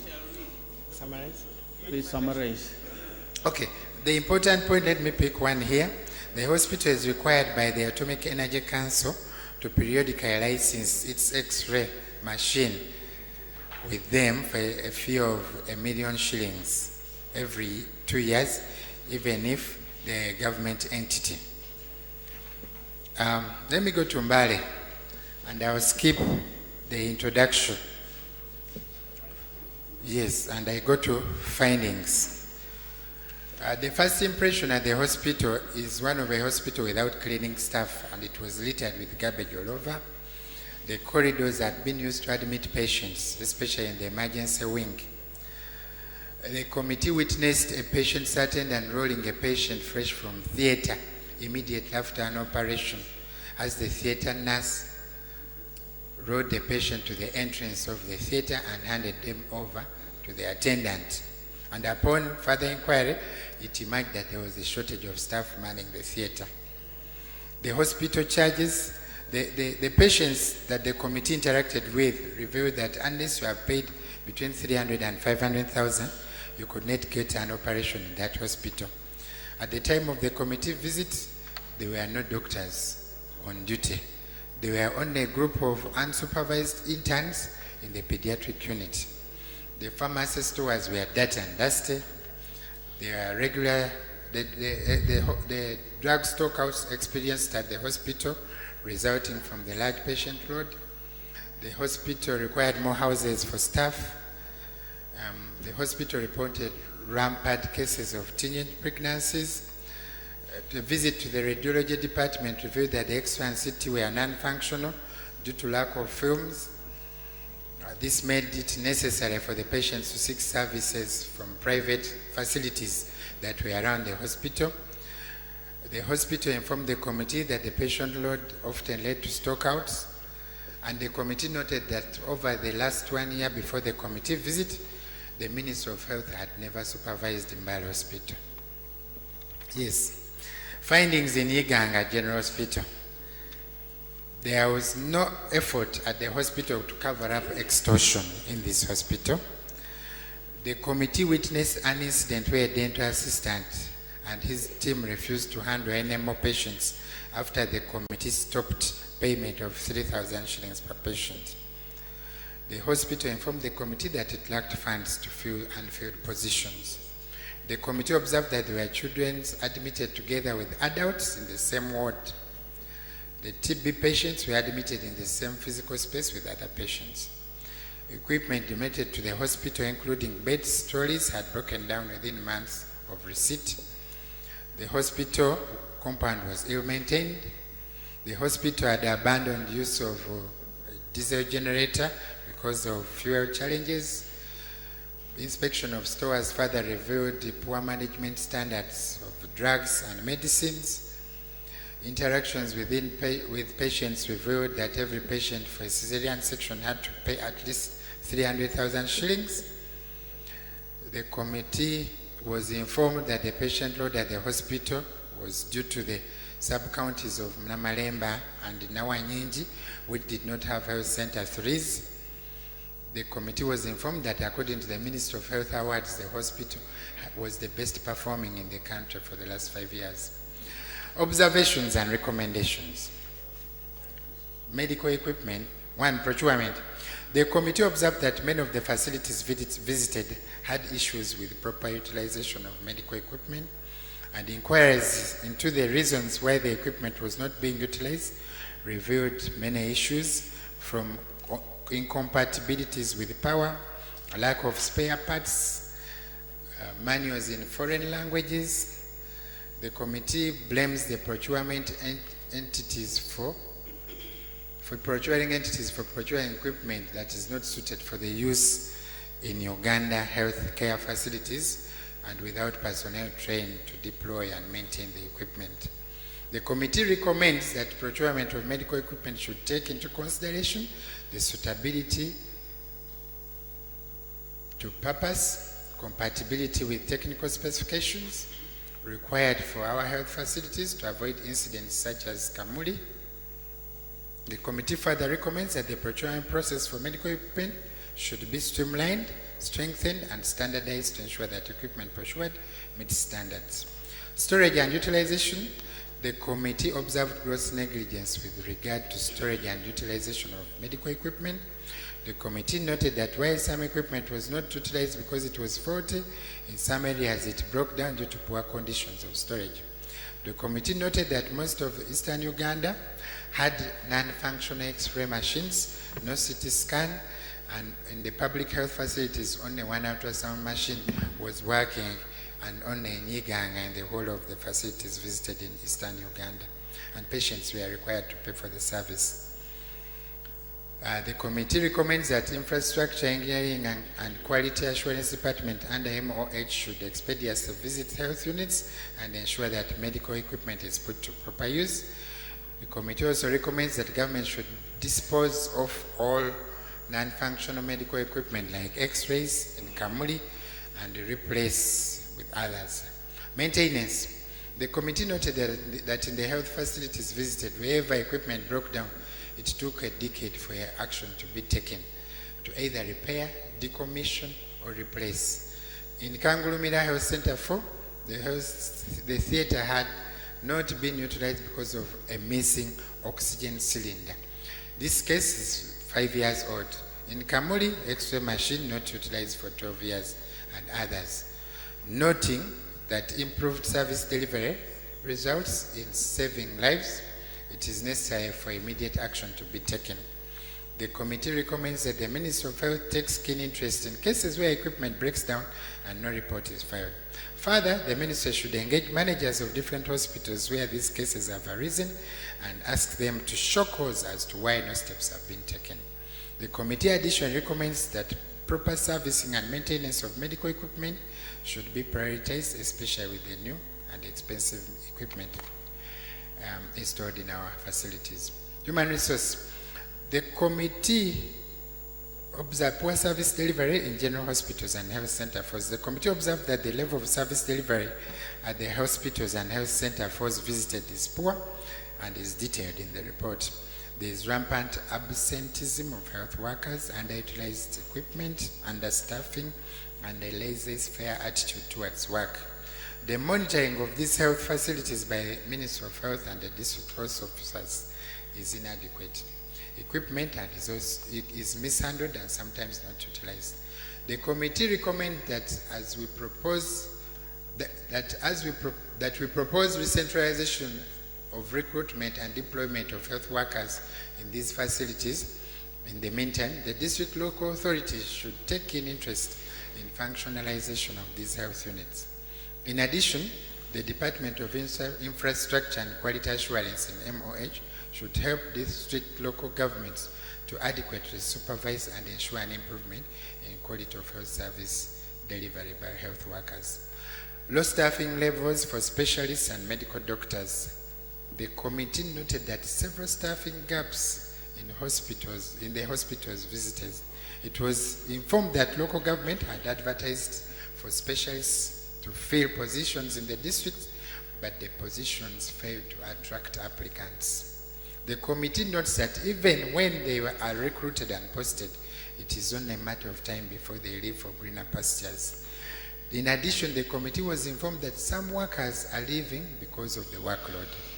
This is because the population has increased, yet the structure in regional referral hospitals had not been revised. Only one surgeon in a regional referral hospital with a big population, that is in Bali, that many expectations of the people may not be met. Procedure? Yes. Right Honorable Speaker, we listened to the visits to each hospital and what the committee noted and observed. Is it procedure right for the chairperson to continue with the noting without summarizing the recommendations so that we can debate the procedure?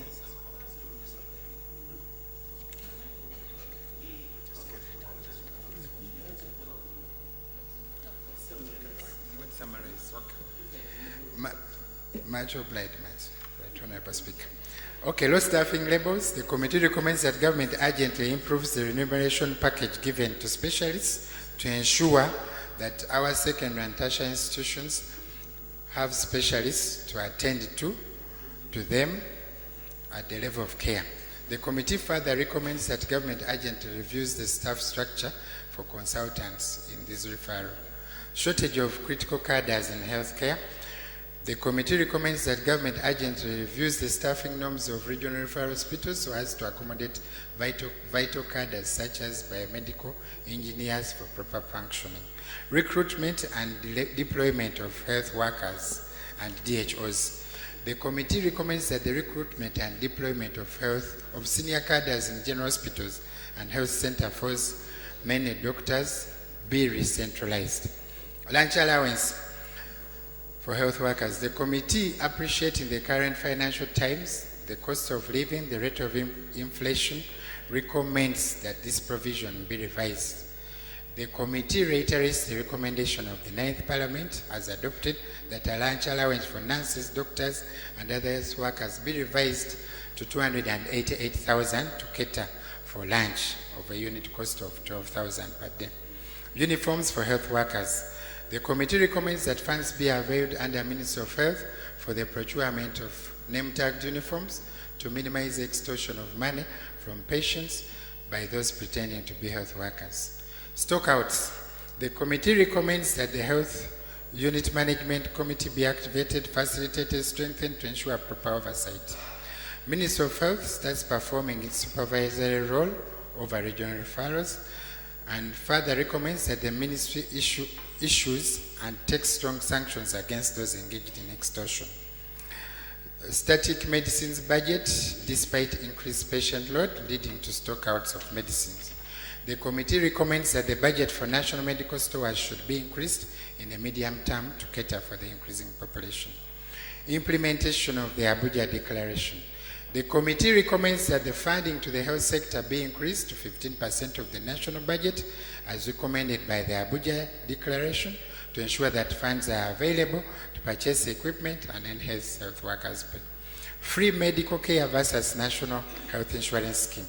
The committee recommends that government fast tracks the contributory national health insurance scheme in tandem with the region and the rest of Africa to resolve the issues of funding for health in view of the realities on the ground.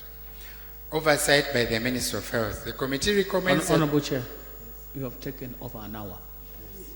I'm reading only the recommendation. No. And I'm reading the side. Conclude, please conclude.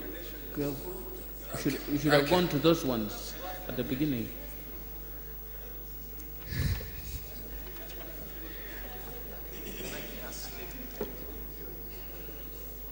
Well, let me pick out only one. The committee about utility bills.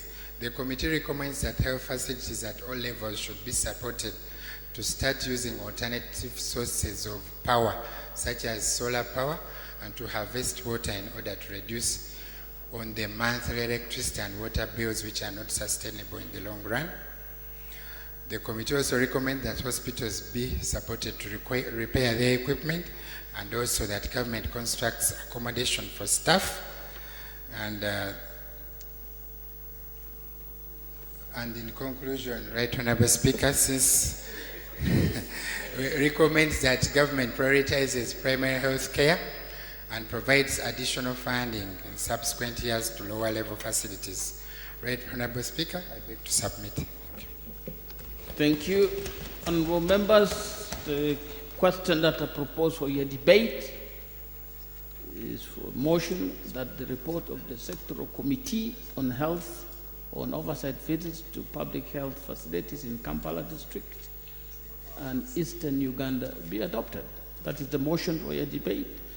And the debate starts now, each member taking 2 minutes.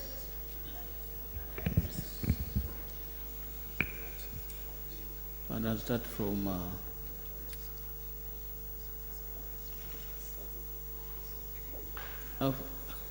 yeah, thank you very much. Moyo East, is it? Thank you very much, Mr. 2 minutes. Speaker. And my dear colleagues, I am called Alerutom Aza, Member of Parliament, West Moyo County. Thank you very much, Chair, for the report. Right Honourable Speaker, I come from a refugee hosting district, that's from Moyo, where the population of the refugees is now over 170,000, and the host community is only 130. That means they have really overshot the population of the district. Mr. Speaker, Moyo General Hospital has just been rehabilitated. It has been reconstructed, and I would like to thank the government for that venture. However, Mr. Speaker, due to the influx of the refugees, the current facilities and equipments are not enough. The staff are not enough. We don't have enough doctors, the nurses, even the ambulances are not enough. Medicine there's always what we call the stock out. We don't have enough medicine in the hospital because of the influx of the refugees. Blood is always out of stock, and then there's always overcrowding by the refugees and congestion. Staff accommodation is also a problem. Water is really a very serious issue. Water is very necessary for the hospital, and also electricity. You find at times ladies come from the refugees, they are brought from the refugees, from the refugee camps for delivery.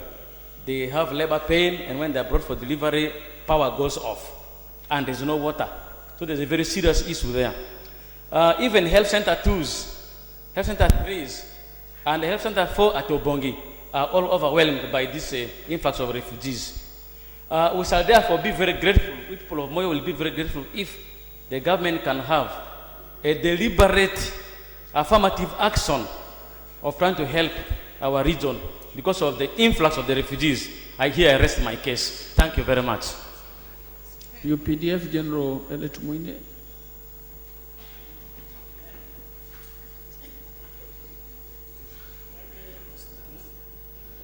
Thank you, Mr. Speaker. I only had one sentence in the whole report. Long as it was, visiting hospitals all around, seeing all they were seeing, there was no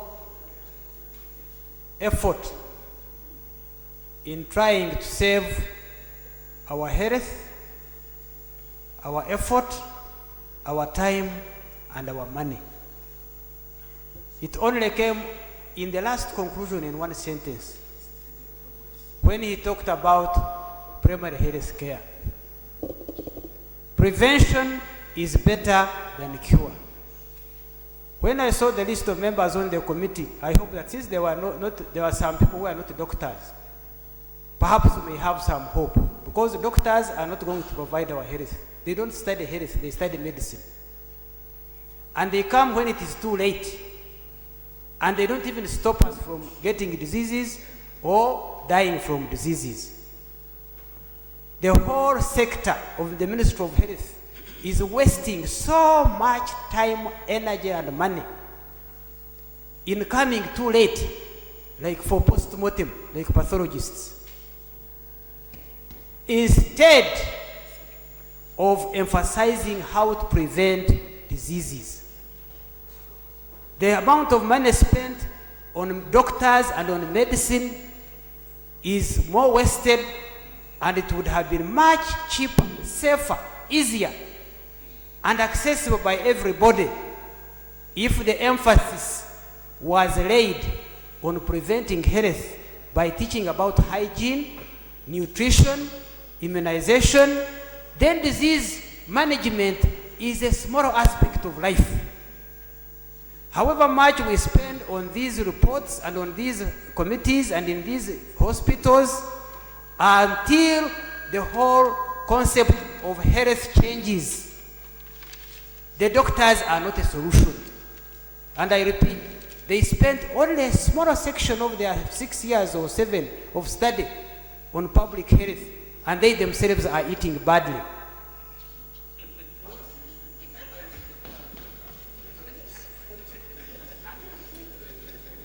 Masindi.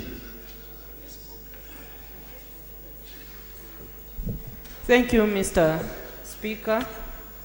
Mr. Speaker, allow me to commend the committee and the committee chairperson for the fact-finding report which he has just made.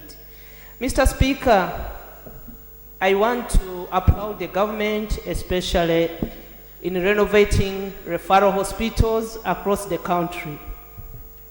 As the government renovates the referral hospitals around the country, Mr. Speaker, what is coming out of some of those hospitals with reference to Hoima Referral Hospital is that the district hospitals cease now to exist once the referral hospital is in place.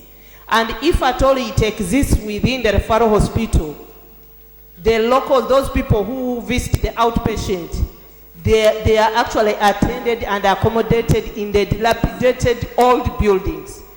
Mr. Speaker, is so appalling in Hoima that when you find, and mostly these people who go to outpatients, they are locals, you'll find them in those old buildings, as if there is a white elephant within an area. So, Mr. Speaker, I want the minister really to tell us whether it's a government policy to have outpatients and locals treated in the old dilapidated hospitals, buildings. Mr. Speaker, the second thing I want to find out from the minister, there are these old hospitals like Masindo Hospital, which was constructed in 1926 with a capacity of holding only 100 patients, with only one theater. And today with the rising population, it cannot hold anymore. When are you renovating and rehabilitating these hospitals to make sure that the hospital can be able to hold the growing population? PWD National, Honorable Juko. Thank you very much, Honorable Speaker. I'd like to thank the chairperson for that detailed report. However, I didn't hear anything concerning the needs of persons with disabilities, my constituency. I would like to ask the committee to consider issues like access to those hospitals. They are far away. Accessibility within the hospitals, like examination beds, like labor beds. I would also like to request the committee to consider issues of communication within the hospitals, like to deaf persons and blind persons. Thank you very much, Honorable Speaker. Kampala. Right, Honorable Speaker. Mine is to ask the minister if we have a comprehensive health care system in this country. We are posturing as a giant in healthcare by providing regional healthcare. We provide healthcare services to Sudan, South Sudan, to Congo, to Rwanda, and all neighboring countries. I want to ask the minister if we have a regional budget within our national budget that caters for that. Do we have a system where nationals, Ugandans, with their IDs are incorporated to have the first priority in our hospitals? Or are our hospitals regional hospitals for the region? I think, honorable members, there is no country that doesn't have a budget that is proportionate to its population. No wonder we have congestion, we have stockouts, and all border areas report the same thing. I know in England, they only provide universal health care to nationals of countries where they have reciprocal arrangements. Do we have reciprocal arrangements with our neighbors so that when we treat their patients, we also go and they treat Ugandans in those countries? I want to be informed about that. On Kampala, Kampala is in trouble. Those hospitals, Kawempe, Chirudu, Naguru, were built to cater for the needs of the high populations of the divisions. Now that Mulago was being renovated, government did not offer an alternative to people of Makindye.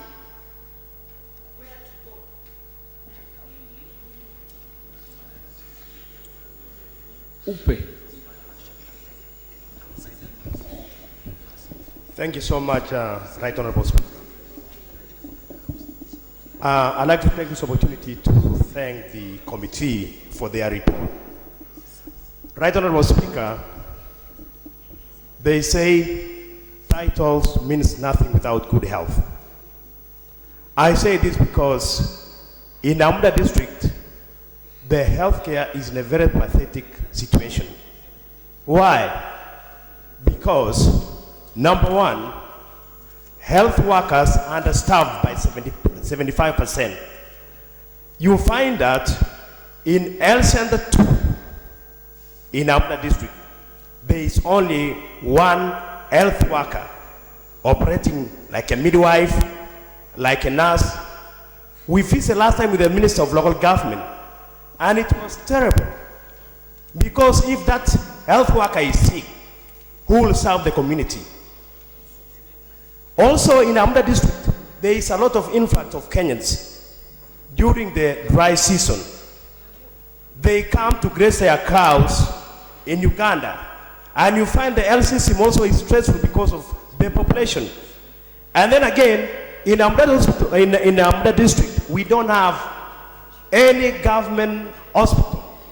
We have only health center 2. So my request to government is that they should do something to build the government hospital in Amda district so that it serves the population.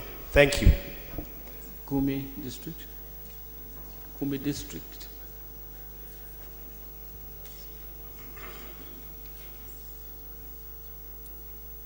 Thank you very much, Right Honorable Speaker. I want to thank the committee for that oversight report. Honorable Chair, I do not remember hearing at Tuturi Hospital in Kumi district. I wanted to bring to the attention of the Honorable Minister using this opportunity that the people of Kumi district are dying. Every other day we bury about 5 people. If you calculate that, that is about how many in a month? No wonder we are having such numbers. If you go to a Tuturi, if you are due for an operation, and that is the only government referral hospital in the district, they will tell you we cannot operate you, they will refer you to a private clinic where there is a government doctor paid by the government, and he will operate you in a private clinic at a cost of not less than 400,000. And then they will refer you to a private hospital again, Ongino Hospital. That is where you can undertake an operation. If you go to the hospital, when you are an old man, they will tell you we have nothing to give you here. Please go and die. We are not going to take care of you because there is no medicine in hospital. So the stock out, Right Honorable Speaker, is a big challenge. And I wonder why the health committee did not visit my district, because there is a big challenge in a Tuturi hospital as I speak right now. And so I'm using this opportunity to bring to the attention of the Honorable Minister also the plight of the people of Kumi district. And this has been a crisis for the last 4 months. When the medicines are brought from NMS, they are not accounted for. There is a big challenge, and I was writing to your office with my colleagues that you visit us the coming week, and this opportunity has come on the floor. As a member of parliament from that district, Right Honorable Speaker, I invite the minister to come to Kumi district next week to look at the situation of that hospital, but also other issues, because it is dire. I'm sorry for using this platform, but this is the best platform that I can use in terms of representing my people. So I believe that you have already had those concerns, and this report is relevant because you visited hospitals, and my hospital, Kumi district, and other health centers, particularly the Kumi referral hospital. I think that that was a very important issue that I needed to raise before you. I thank you very much. Moro district.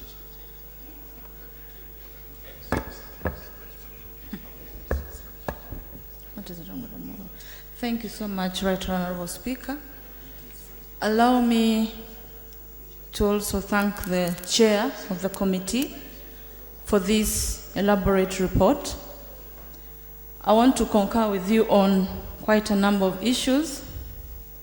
When we talk about lunch, allowance, accommodation for staff, and then the hard-to-reach allowance, if these are not operational, then our staff, the health workers, will not be motivated to work more. But I think this should also not be an excuse for them not to work. I had a very nasty experience in Mulago when I took a patient who was referred from Lacho Hospital, actually from Atiak Health Center 4, and was referred to Lacho Hospital and later referred to Mulago. When we reached Mulago, it took her my intervention for her to see a doctor. That is how bad things are in Mulago.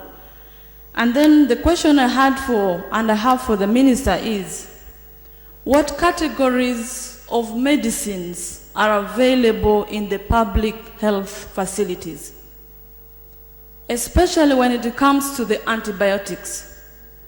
I have had scenarios where not only in Mulago, I am requested to buy specific antibiotics for patients. When I had a patient in Gulu Referral Hospital, I had to buy medicine, not just antibiotics, but also anti-malarials. When I was, even gloves. When I was in Mulago, I was asked to buy antibiotics. So for me, my question is, what categories of medicines are actually available in these public health facilities, so that we also make our people aware that, you know, when you go to Mulago, expect the following and don't expect the following. Otherwise, it also becomes very difficult for us to say we want more money and yet. Mitoma, then workers. Thank you, Right Honorable Speaker. I also want to thank the chairperson and the committee. Right Honorable Speaker, what we've heard about these few health units in the eastern region is true of all health units all over the country. I'm wondering what happened to, of course the situation is appalling everywhere, other than the referral hospitals that have been renovated, the situation is appalling. I'm wondering what happened to the cost sharing policy, because we purport to be offering free medical services and we do not. People present themselves, the best they can get is just a prescription. Otherwise, they are told, go buy medicine outside in the clinics, in the pharmacies, and they cannot afford. So I'm wondering why we cannot have a clear scheme where people can contribute. And Honorable Minister, where is the national health insurance policy so that our people can, those who are able can contribute to this scheme and subsidize those who are not able, so that we can have equitable health services and prevent more deaths. And then we know that every sub-county is supposed to have a health center 3. When is the construction going to start? Because the budget was approved. When is construction going to start? Because some of our districts, including Mitoma, have several sub-counties that do not have health center 3s. Right Honorable Speaker, really the situation of health services in this country needs specific attention. Workers.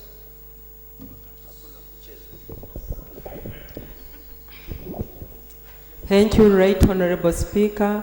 I would like to thank the committee for the work well done. But my concern goes to the minister. For long, we have been complaining about understaffing, and the workers are overburdened by doing extra work, yet they earn miserable salary. They have also mentioned about the lunch allowance. If you divide 66,000, the lunch will go at a rate of 3,000 per day.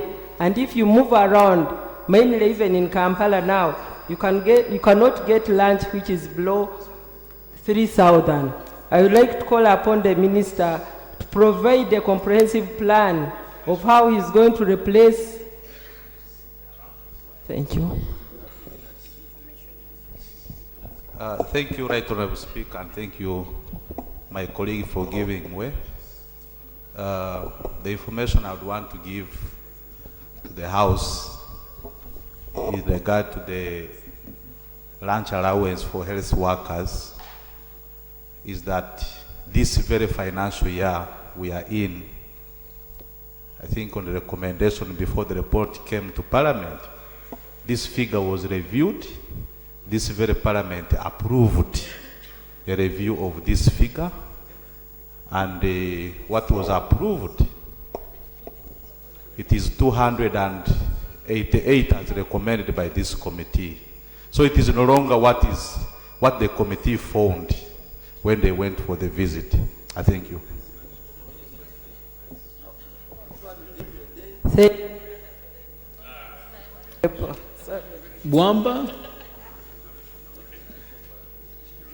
Bwamba, that's all you wanted?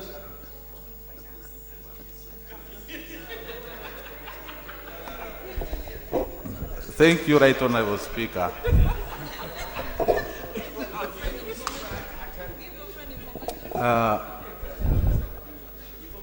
Mr. Speaker, I would like to join my colleagues, thank the committee for the report. And indeed, like a colleague has said, what you found out in Kampala and eastern Uganda is actually what is happening almost in the entire country. Health service delivery in the country is appalling, and we need to do much, much more. I want to talk about the issue of drug stockouts, but also the static budget for medicines. And I'm asking myself, what do we consider? What formula do we use to compute how much money we allocate for medicines in health centers? I know here at Parliament, we appropriate a budget for Ministry of Health, but when it comes to allocating money for medicines in the districts, I don't know the formula. And this budget has been static for a long time, and yet the population has been increasing. And the disease burden has also been increasing. Now, for cases like my district, Bundibugyo, it is even worse, because the money we allocated is for the population our health centers are serving, but we are a border district, and I know other border districts also have the same problem. We have Congolese that come to our health facilities who are even, I think the number is more than the residents of the district, but the budget remains the same, and the policy of government is that we allow these people, because they are our neighbors, to enjoy our facilities at no cost. So the budget that is meant to sustain the district in terms of medicine for 1 month,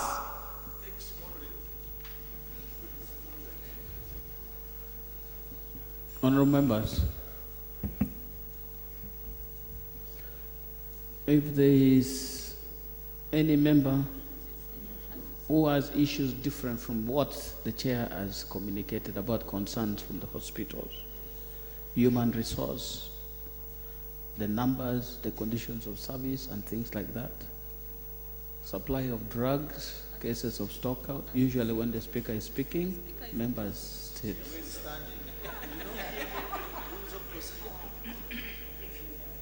Equipment, it's their use, misuse, and non-use. We have heard of cases where new equipment has been kept in stores for years, 15 years, 10 years. Issues of accessibility and proximity of hospitals and conditions of buildings. Is there any member who has anything other than these things? Okay. Yes, Honorable Palisa. Kibale. Thank you very much, Right Honorable Speaker. The different issue I have, which has not been captured by the committee, is the fact that an operation in this country must be paid for. And I don't know whether that's the policy of government, but just like a police bond, each and every operation of a patient is paid for and must be paid for. Short of that, there is no operation of that person.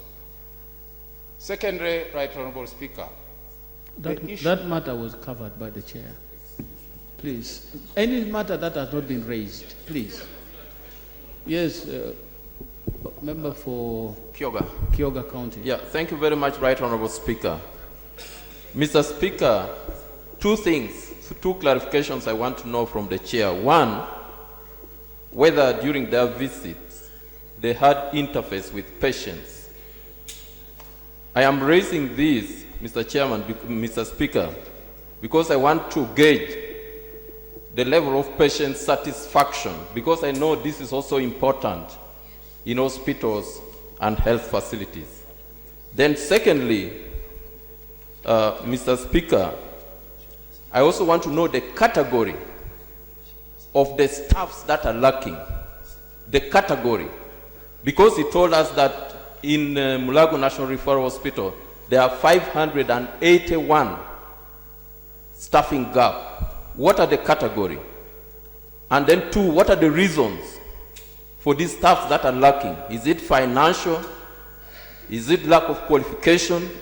Is it the staff turnover? Thank you, Mr. Speaker. Thank you. Koboko. Anything new? No repetition. Right, Honorable Speaker. Koboko Health Center 4 was elevated to a district hospital 3 budget years ago. Up to now, Koboko Health Center 4 has remained a Health Center 4 without a budget provision. Even when it was given in writing, I would like to know from the Honourable Minister what Koboko has done not to benefit from this. Ngora. Yeah, I was in cabinet and I fought during that time to get it on board. Ngora. Yeah, thanks so much, Mr. Speaker. I want to thank you so much for allowing me, giving this opportunity. There are two things that I want to add here. One, the treatment of hepatitis B cases. Up to now, there are so many who are sick. For example, where I come from, in Iteso or Eastern. Unfortunately, there is no budget for it.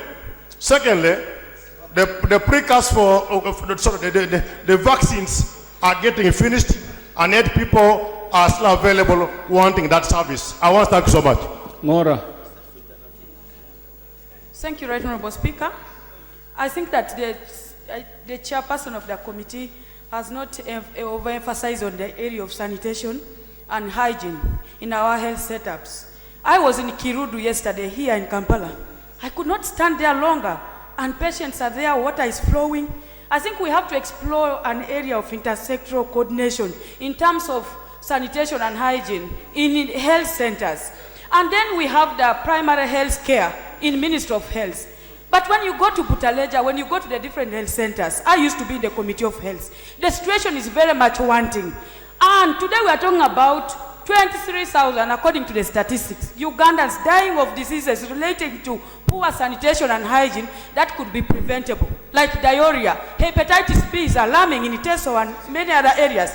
So we are better off preventing than budgeting for illnesses. I think if we prioritize sanitation and hygiene in our health setups, if sectors were coordinated between Ministry of Health, Ministry of Water, Ministry of Gender, Ministry of Local Government, we will be addressing so many key health-related issues in the country. I beg to move, Mr. Speaker. Thank you. Rubaga North. Thank you very much, Right Honorable Speaker. Any new thing? New.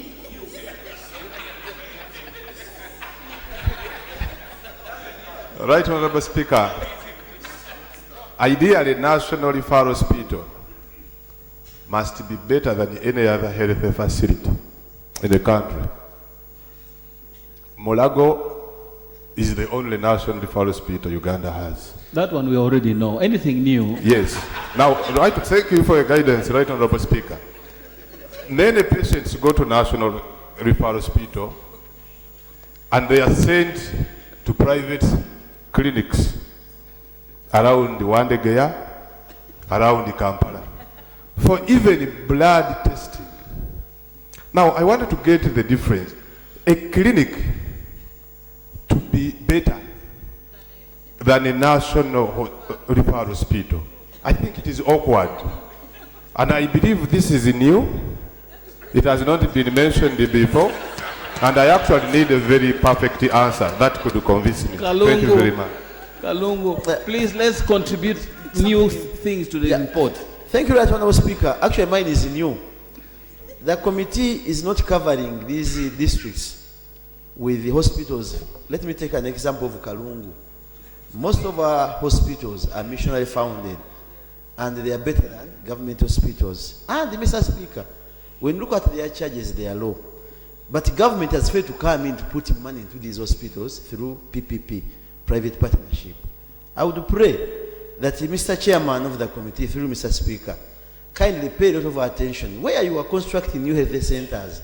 When we have those missionary founded, Islamic founded, all Church of Uganda, and you are not giving them that kind of support, so that our patients, because they are well established, they can make you run, and they can manage government funds better than some of our health centers where money is swindled. I pray that that one can take place. For example, Mr. Speaker, I can put it on record, and the minister has been helping me. I want to thank you, Honorable Saropin. They gave me an ambulance from government in one of my missionary founded health centers in Chamuriwa, and the other ministers refused to sign the release of my ambulance. But it's the only health center. Was it your ambulance or it was for the health center? Actually, for my eye also, because I normally become sick and I can go there to help us. Thank you, Mr. Speaker. Mbale municipality, new, something new, please. Thank you very much, Mr. Speaker. What is new, Mr. Speaker, in Mbale is that the committee never visited actually the whole hospital. There's an eye clinic that was put up by Norwegians. We don't have specialists there and it's not operating at all in Mbale. Now, you talked about the health section on but in Mbale there's no medicine itself. The medicine is not there. You go there, they send you outside. You know? And Mbale takes care of the whole area, the whole eastern region, as it used to be. So we have no doctors in the hospital. The interns who are in the hospital, they are the ones who are sent to the theater to operate people, and people die in the theaters. Then they ask you to buy gloves. They send you outside for medicine. And this is what people are going through day after day, every time. Now, one other thing which I wanted to appreciate, we used to have a man called Kakoza. He was Minister of Health sometime. He sits this side these days. He used to pay impromptu visits to hospitals. Impromptu visits. And you go to hospital and there are no doctors at all. So we want you to visit these hospitals and bring it to the attention of the directors of the hospitals, because they are never there. The senior doctors are their own clinics. I thank you, Mr. Speaker. Thank you. Oyam. Thank you, Mr. Speaker. I also like to join my colleagues in thanking the committee. Mr. Speaker, the issue that I have, I want to ask when Oyam district will get a hospital status, because right now we don't have any government hospital. So maybe the minister can clarify to us. It was unfortunate that the committee did not reach the northern part of the country. Two, I want to know whether the committee did not find a problem with physiotherapists, because during my visit, this was a very, very big problem. It's a big gap in many of our health facilities that the physiotherapists are not there. And yet their services are really so much demanded by our people who get accidents and many other issues related to critical health issues. Then number three, Mr. Speaker, Sometimes when I'm doing my private field visits, you find out that even the maternity wards, they don't have curtains. Small things. So what did the committee also find something like that? And what is the ministry going to do about this critical problem? Because this really touches the women. Then Maracha. I will only ask 2 questions because I have to speak under duress. Okay, now that you are under duress, please sit. Kumi? Kumi Municipality. Thank you so much, Right Honorable Speaker. I wanted to find out from the committee whether they took time to look at the visitors' books to see whether the ministers visited the hospitals, most especially Mbale. You know, Mbale Regional Hospital is the one hosting the entire Teso and the neighboring districts. I don't know how many times the minister took time to reach that hospital. 2, on the issue of ambulances, what is our policy in terms of fuel? Who is meant to fuel these ambulances? Is it the ministry? Is it the hospitals? Is it the sick women? Those who are about to deliver? Those who have run short of blood? Or who? Or the MPs? So we needed to find out. Because I think really that is where our main problem is. We have endeavored as members of parliament to privately procure these ambulances, but fueling them has become an issue. Finally, on the issue of people who are working in hospitals as senior doctors, what is our policy? Because I feel there should be now a wall between doctors who are practicing privately and those who have decided to work with the government. When are we bringing such a clear policy, such that if you have decided to work with the government, be with the government? If you have decided to go away, and we know. When are we bringing it? Or it is already there and you comment about it? West Budama, North. Thank you, Right Honourable Speaker, for this opportunity. Right Honourable Speaker, the issue I want to raise, which the committee did not touch into, and I will also want the ministry to interest itself into, is the issue of child theft and exchange of babies in Mulago Hospital. Right Honourable Speaker, despite this high number of 39,000 deliveries, there are still very many mothers who fear to go to Mulago because they think if they go there, their babies will either be stolen. If they are not stolen, they will be exchanged. There are many mothers who have given birth to twins. They would be nalongos. One kid is taken away. They are told you give back to only one child. Right Honourable Speaker, this is a vice which the ministry needs to look into, and I think the committee would do better for this country to interest itself. And as you've heard from colleagues, this is a vice which is spread across the country. There are many mothers who would access safe delivery in the government hospitals, but because of the fear, somebody thinks somebody would be a Salongo, a Nalongo, is denied that opportunity just because one child is stolen. Do you know the difference? Toroma.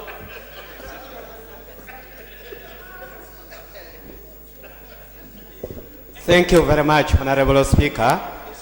Mine is a practical incident that it happened to me yesterday. I was in the constituency. A patient got sick from Toroma, was taken to Katakwi Referral Hospital.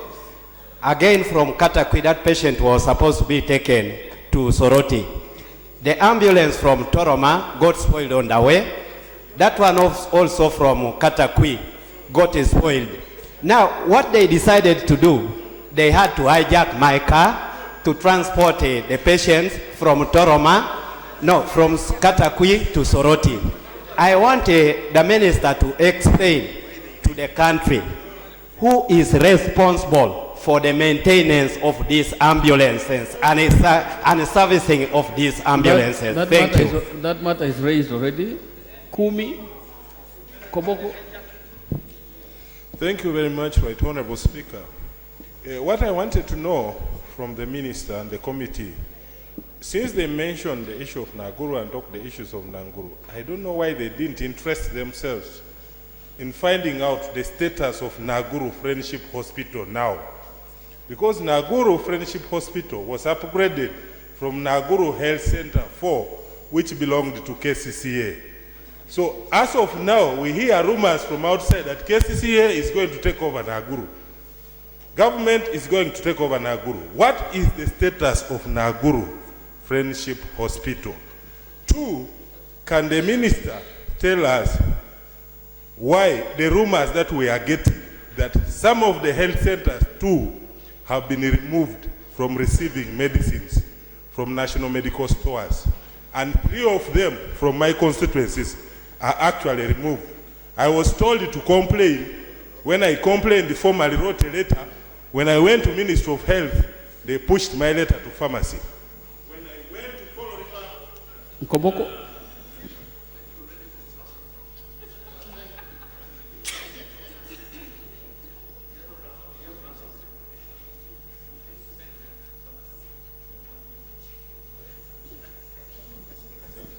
Hello.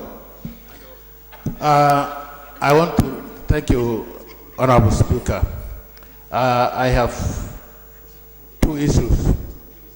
One is, it is known that there will never be enough funds to finance the health sector. But what did not come out very clear from this report are what are the interventions or what are the plans the ministry has put in place to try to minimize the issue of stockouts. For example, the concept of holistic delivery of health care, which actually tries to look at what is the cause of that sickness. Some people go to hospital when it is simply requires a counselor. But because you are in hospital, a doctor will still prescribe you medicine, and yet you don't need that medicine. And simply because our healthcare delivery system is bad. Secondly, the issue of co-sharing. I was in Mulago.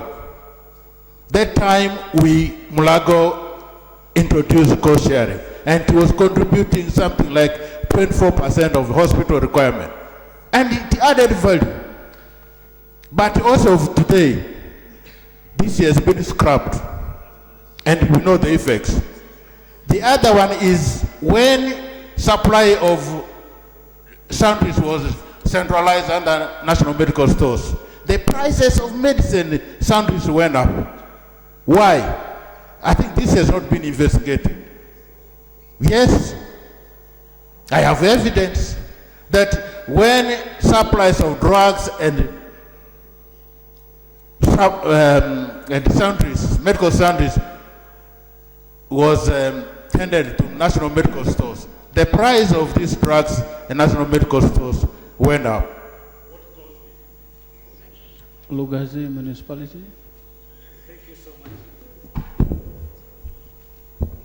Thank you so much, Right Honorable Speaker. I also like to add my voice to those who have commended the committee chair and the team. My specific concern is one, when you moved around in all the hospitals, I am very certain you were informed that some health workers report late and others absent themselves for some time. We are empowered by our rules of procedure to take some action because we have the powers of the High Court. Yes, the speaker will advise on this. Did you take some action on this? Because some of the measures are immediate. Did you take some action while we were there on the field? Thank you for reporting back to Parliament. That's what I wanted to find out. Thank you so much. Yes, Honorable. Thank you, Honorable Mr. Speaker, for the opportunity, and thank you, Committee Chairperson, for the elaborate report. I have an inquiry from the Minister. It's been reported that the super specialized hospital was supposed to be completed by August 2017 with the capacity to conduct some organ transplant. Mr. Speaker, as I talk, my aunt is due for a kidney transplant and has been referred to India, and at a cost of 150 million, which the family is still failing to raise. If this is complete, then that would be a shortcut to many such ailing patients who are risking to lose their lives. I would like to hear from the Honourable Minister whether this is completed. And secondly, my district, I come from Kivale, it has not even a single ambulance, and all the patients who are referred, yes, it is that bad.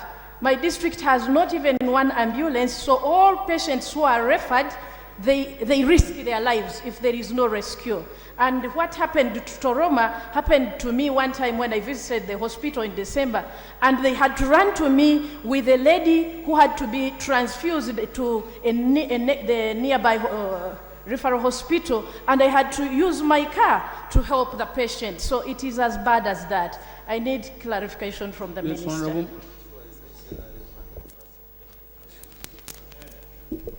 Thank you, Mr. Speaker. I'm Kasuzi Joseph from Bukoto Midwest in Luengo.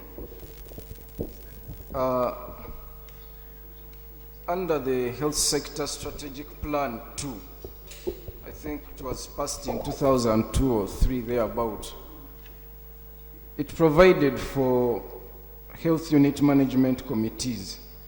And these committees would help in, helping in the general management and linking the patients with the staff. They would assist in issues like sanitation, general supervision, and all those things. I wonder, Mr. Minister, Honorable Minister, whether you'd like to revisit this health sector strategic plan so that you can solve some of these issues that are faced in the ministry. Yes, Honorable.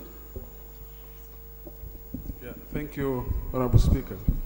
Honorable Speaker, the issue I wanted to raise concerns is to issue of primary health care. Under Ministry of Health guideline, healthcare service delivery systems, there was a establishment of village health teams. And these village health teams were supposed to help in monitoring health-related issues at home, issues to do with the hygiene, and also to do issues related with mobilization towards healthcare service delivery and the rest. But as of now, when you go to most of these villages, these institutions which were helped to improve on healthcare information, healthcare mobilization, service mobilization are inactive. I want to know why. Then secondly, about the staff retention and maintenance, there was introduction of hard-to-reach allowances. But there are districts where even doctors, for example, the other week in Bulambuli, they even said in the whole district there was no doctor. The argument was that the doctors expected there should have been something to do with the hard to reach. And also the method of identification of these districts or areas of hard to reach. For example, in West Nile, Arua is a hard to reach. But a place as like Kerua, very far at the border, is not a hard to reach. So I wanted to know the criteria in relation to retainers of health workers. Thank you. Thank you. Bale. Apache. The Right Honourable Speaker, I have two issues to raise in this report. First, I thank the chairperson and the committee for this elaborate report. I also wanted to know whether the ministry has arrangements really to address the attitude of health workers in this country. Attitude of health workers has really changed. You find health workers are rough, they are very inconsiderate, the drugs that come are not given the patients, and the patients are demoralized to go to health centers. So I don't know whether they have a plan to really address the attitude of health workers. It looks like some of these health workers go to these health centers by force. I don't know whether they are forced to work or it is just attitude. I don't know whether the ministry has got an arrangement for this. I would request the ministry to really interest themselves in the attitude for health workers. Secondly, expenses in the health sector, in hospitals, they are too expensive.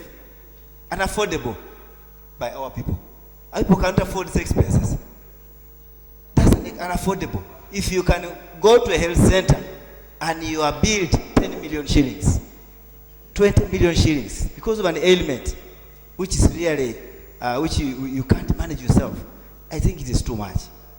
10 million shillings is too much. So I don't know really what the ministry is developing in this area. Expenses are too much and our people are dying in. As I speak. Apach. Kotido. Thank you, Honorable Speaker. My colleague has just said what I actually wanted to say. Thank on you. Attitude of health workers, because many of them are rude, they're arrogant, quite negative. So I hope that will be looked into. Secondly, Honorable Speaker, Apache Hospital has no X-ray equipment. My patients have to travel all the way to Lira for that service. Then I'm also thinking about a mortuary for Apache Hospital. I wish that could also be looked into. I thank you, Honorable Speaker. Kotido. Oh, thank you very much, Right Honorable Speaker. Again, I am called Adome Bildad Moses from GA County. GA? GA County. Mr. Speaker, you will realize if the entire country cries of health, people in Kampala cry about poor health facilities everywhere, Western and so on, Eastern, then it's more dangerous in Karamoja. Because that area is, for me, I think we live by the grace of God. Just because you will realize even cannulas, for you to, when people go to health centers, for example, where I come from, we only have, ever since another man called His Excellency Idi Amin established our health center in 1974. We have remained without, that is in Kotido. So our government has never thought of giving us a hospital, and maybe the minister can interest herself in knowing that there are also people in the other area who require the same services that are being talked about here. Because the other side, you don't get syringes, you don't get cannulas, and then the other thing is people just survive like that. Thank you. Bulambuli. Thank you, Right Honorable Speaker. And I thank the chairperson of the committee for the statement. However, in Bulambuli, for the last 2 years, the ambulance has broken down. And as I speak now, with the floods that are in part of one of my sub-counties, or the lower Bulambuli, still my people cannot access services because they have no transport to the nearby health centers, and there's going to be a breakout of cholera soon that is going to affect my people. So I would like the minister to come in and take concern that my people are not well with the intensifying rains that are on. Thank you. Obongi. Yeah, thank you very much, Honorable Speaker, sir. And I thank the chairperson for the report. This report is as good as produced from the side where they never went. The problems are the same like in West Nile. In Obongi Health Center 4, doctors were recruited and all of them have run away. Right now, there is no doctor on the ground, but on the list of government that we have posted people there. Secondly, attempts were made to sponsor health workers for upgrading. But after upgrading from there, they don't come back to the same rural health center 4. Is there, this is the question, is there any question, any arrangement between the government, central government or the district government, with individuals who want to go for upgrading when they are sponsored by a district, say, or they get a scholarship in the name of a hard-to-reach area like Obongi, disadvantaged area like Ramoja. Scholarships sometimes are given for people for those places. But after a person upgrading successfully, the person will say, no, for me, I'm now a consultant. How can I go back to Obongi Health Center for? But you got your springboard from there. The scholarship was not given from Mulago. So, what do we do? Lastly, the question of system, health center referral system. Uganda has a good system from Health Center 1, which is the village health team, Health Center 2, up to Health Center, up to a national referral hospital. What is the policy of referral in Uganda? You find a health center can jump a district hospital to go to a regional hospital or to a national referral hospital without passing through the network. Yes, Honorable.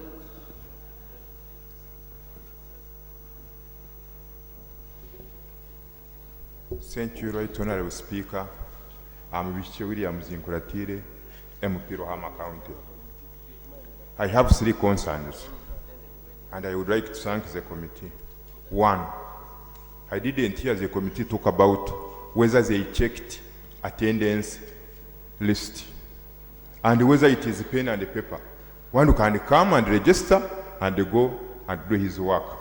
Because I know in Wakiso, there are some friends of mine who are working in health facilities of government, but he will frankly tell you that for me, I only work for 80 days in a month. 2, another concern is, when the committee went on parliamentary work, they should not leave any stone unturned. I don't know when you went to that very work, whether you were able, because you have talked that you checked the stores, the theater, treatment room, and the wards, whether you also managed to get time to check the washroom, and whether the ratio of the washroom is equivalent to the patients. 2, I didn't hear the committee also talk about waste management. Last night, people of Kawempe were complaining that the waste from the Kawempe hospital is affecting the surrounding area. I thank you. Thank you. No. Bulambuli have just stood up. Manjia? Thank you, Right Honorable Speaker. I also want to join colleagues to thank the committee for the report. Right Honorable Speaker, some of these referral hospitals, like Mbale, which serves hard to reach, hard to stay, hard to work districts, they are grappling with the challenge of attraction and retention of health workers. And I've seen in the report a recommendation by the committee for centralization of recruitment and deployment of health workers. This falls far short of the spirit of decentralization. And the decentralization had the spirit of bringing services nearer to the people. Now, when you talk of adequate supervision, the district health officers fail to supervise some of these that are now, whose salaries are wired from the center. There is no way they can actually effect serious discipline on them. And that's why you see less fair attitude to work by health workers. There was another point raised in the report on the non-functional equipments that are lying idle in some of these health facilities. Moreover, they have already been recommended by boards of survey for disposal. But the challenge is that the line minister, they sent the engineers, they ask for judicial, they extort funds from the poor facilities, and it is usually the reason for the delay to board off some of these non-functional medical equipments like x-rays. Actually, in Uruda Hospital, they are lying there, and they are actually a disaster. They could be another disaster besides landslides. Thank you. Kirura. Thank you, Speaker. I would like to take this opportunity to thank the committee and colleagues. I agree with all that has been said. I would like to point out one or two things you asked us to talk about, those that haven't been spoken about health outreaches, health camps that are usually conducted by charity organizations and even members of parliament. From time to time, we conduct health camps. And we need support in this because we are giving a service to the same people that these hospitals are supposed to be giving. We are not treating diseases that are new.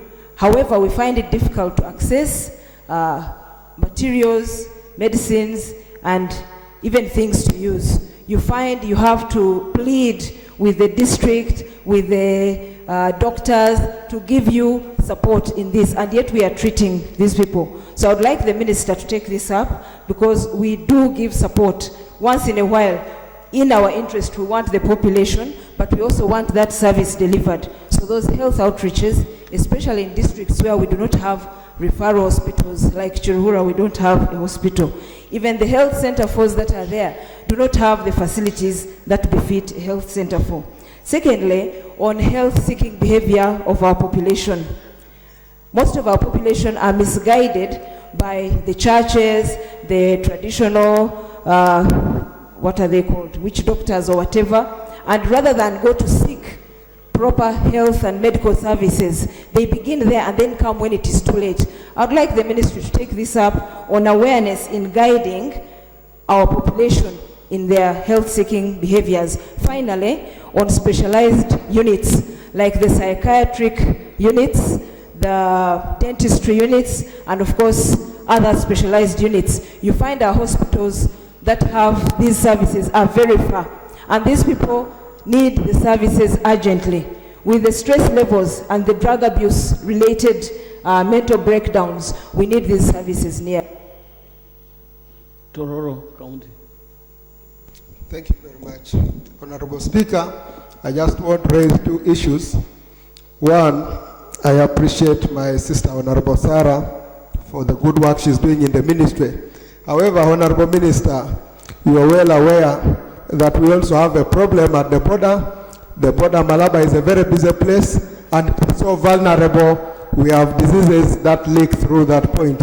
We need the health center there to be upgraded to a status that can help us manage the challenges that we encounter through cross-border movement. And then two, I also want to appreciate the ministry and in partnership with NMS. I don't know whether my honorable colleagues also receive messages whenever drugs are delivered to their health centers. I do receive those messages and I always make a follow-up. The only challenge that I have discovered is where you receive a message that 10 packages have been delivered to a health center. When I follow up by calling that health center, they fail to add up to give me the real details of what is in the 10 packages. Maybe that should be improved, where we should know if it is 10 packages of Coatam and this, it will help us follow up. There is fear engulfed in them whenever I make a call on trying to find out who is calling. There could be a leakage there. Finally, I think the ministry should also realize that we are the first line of intervention as far as medical ailments in our constituencies are concerned. Can I have Honorable Kafuzi?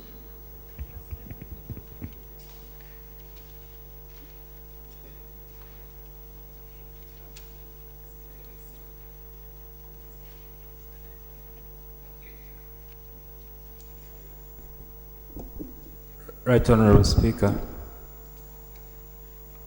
I thank my brother Dr. Kenya and his committee.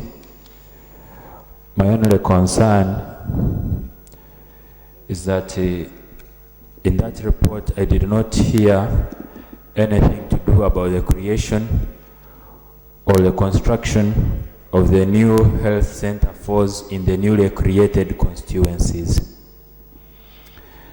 I also did not hear a policy or an attempt at regulating drugs, especially the energy drinks that have flooded the market. I also did not hear, or I would want to hear, what the government policy is on the increasing cases of diabetes. Much obliged. Gomba? Mr. Speaker, sir, thank you for the opportunity. Mine is on labor wards. I would like the Ministry of Health to take stock of the labor wards wherever they are and to see whether they are enough to serve that population. Because we all know that when the pressure of a child comes on, you must give birth to that child. You can't wait. Now, in my constituency, the labor ward was constructed, but it has a lot that's missing, and it's being used as a store. So when the women come, they are sent off to Gombe, which is quite far. And it's not happening only there. It's pathetic. And one other thing that irritates me is not only there, but in other places, the mama kits are sold, and yet they should be free. So this should also be looked into. Thank you, Mr. Speaker. Honorable members, I think we should stop here. Honorable Nandala, you have just risen now. There are members who rose before you, and I have not allowed them. I will not allow any further. Honorable Minister, you will respond to these issues, and then they said you didn't want to speak. Please. Briefly. Yeah. Thank you, Right Honorable Speaker. Right Honorable Speaker, Honorable James Baba, former State Minister of Internal Affairs, is my brother-in-law. I used to tell him when he was in the cabinet, Honorable Baba, my friend, why do you defend each and everything on the floor? And then he... Point of order.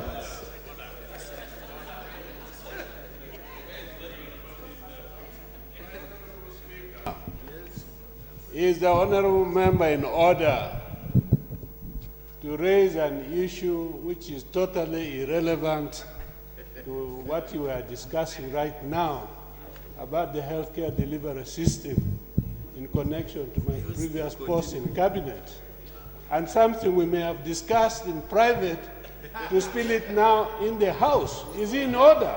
Right, Honorable.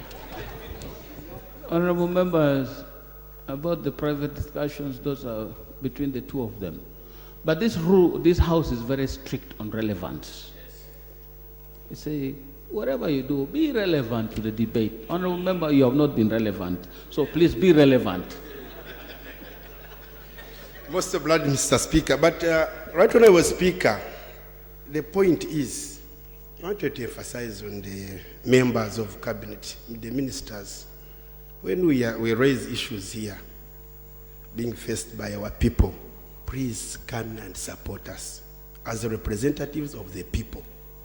Because whenever we bring the point, you don't want to support. And you know where the power belongs. The power is there in the cabinet.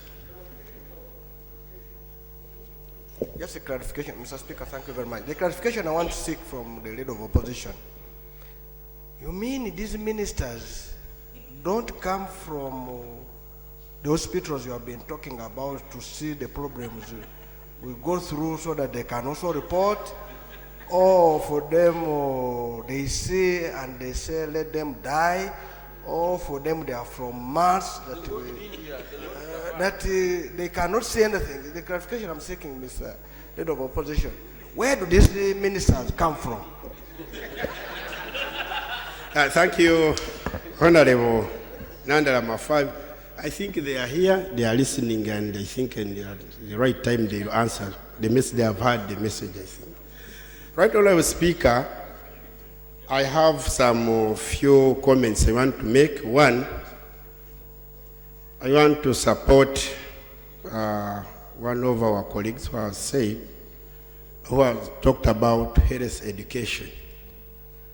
Right, Honorable Speaker, the challenge we have in this country is about the information which causes some of the diseases we have, especially in our communities, even in ourselves. Recently, Right Honorable Speaker, I visited a clinic around here in Kampala, and I tried to ask the issues related to diabetes, cancer, hypertension. Right, Honorable Speaker, the problem is just within us from eating habits, just food.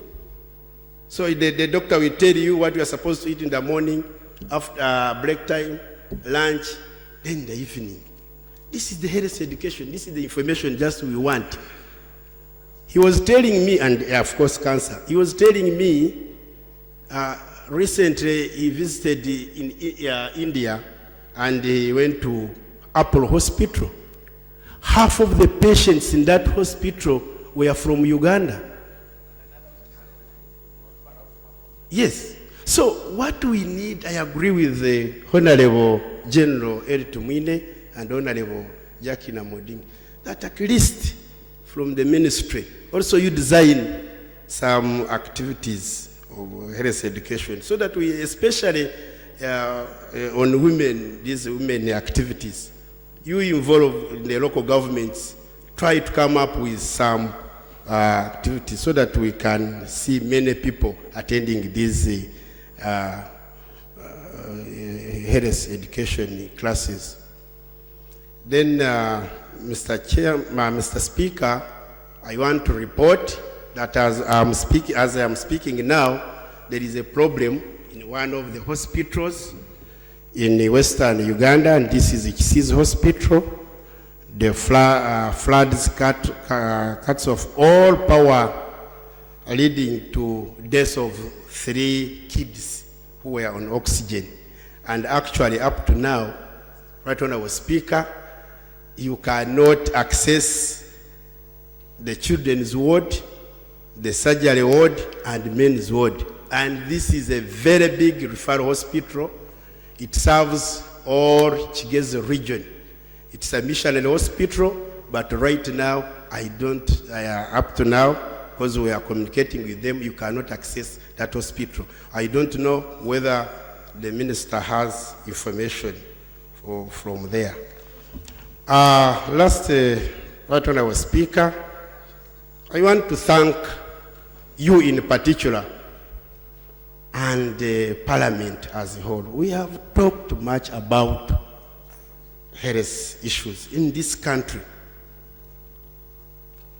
The 9th Parliament have been here for a while. We have discussed, we have talked much about. We have actually gone there physically to visit these places, to visit these hospitals. I don't know where the problem is. This one is a challenge to all of us. And, but for, at least for this case, the minister should come out with a comprehensive plan for health sector in this country. It's a big challenge. It is costly. In our communities, right on our speaker, when you are diagnosed and they tell you that you have diabetes, hypertension, cancer, you start to put down a will. Because you are not sure. Just one tablet, because I have relatives with diabetes, just one tablet is 30,000, 225,000, and you need that tablet every day for the rest of your life. Where can you get that money? Even if you can afford maybe when you are still serving, but after 3 or 4 years, where are you going to get that money? So I think this is the time for all of us to think and see how we can help our people. Then, right on our speaker, of course, I want to emphasize on the point of congestion in our health facilities. This sometimes leads to sharing of wards by males and females, adults and children, continued rise in the border accident victims. But when I was speaker, almost now this one accounts for up to 90% of the neurologic unit cases at Mulago Hospital. Just to for the government to come up and regulate the borders.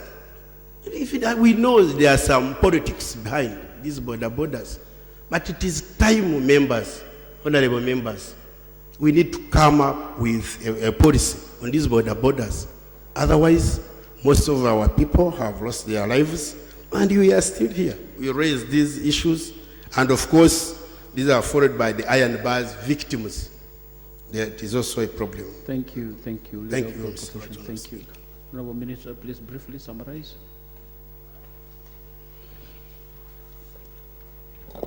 Thank you very much, Right Honorable Speaker. Right Honorable Speaker, I want to thank the committee for its very elaborate report, and we do appreciate the recommendations therein.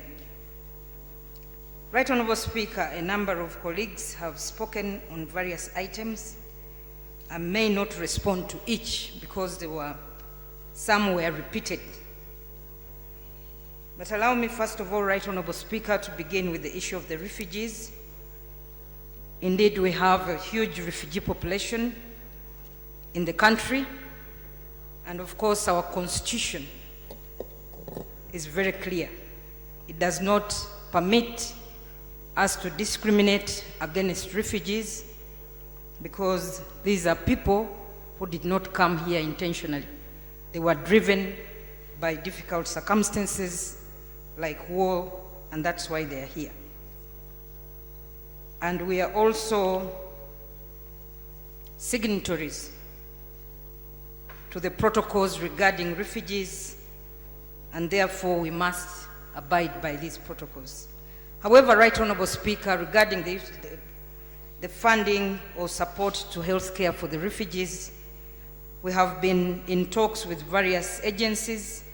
We know that UNHCR, for instance, does support healthcare in the refugee camps, but because these people are free to move out, they sometimes move to our health facilities and do not restrict themselves to these facilities. So we are still in discussion to see how best to support this huge refugee population.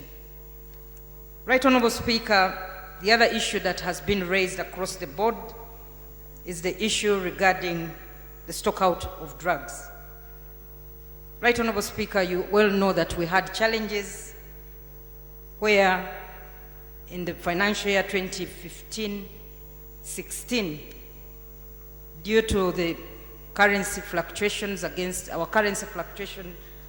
the dollar, the national medical stores had a huge financing gap.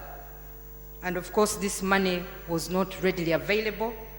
We did discuss this matter on the floor of this House, and Right Honorable Speaker, this contributed a lot towards the stockouts, especially towards the end of the last financial year. But that has since been resolved, and this financial, Right Honorable Speaker, we hope to move in a more better manner. However, Right Honorable Speaker, members need to note that National Medical Stores receives only 48% of our drug needs as a country. And therefore, it is impossible for them to go beyond the budget that is given to them. And therefore, the issue of stockouts, Right Honorable Speaker, I want to be very clear here. We may not completely have it out. And this is why our focus as Ministry of Health is really on prevention. And I want to thank the committee for bringing that out very clearly. We have had the village health teams since early 2000s, and Right Honorable Speaker, these village health teams, initially, they all agreed to do a voluntary job. But as you know, they have now been demanding for a pay, because partners, when they go to the districts for activities, they do give them some facilitation. And we are now coming up with a new strategy of the community health extension workers who will be better trained, given a small facilitation monthly, and then the village health teams will remain to do voluntary work. But of course, Right Honorable Speaker, let's cross the bridge and discuss that in detail when we bring the document, the paper, to this House.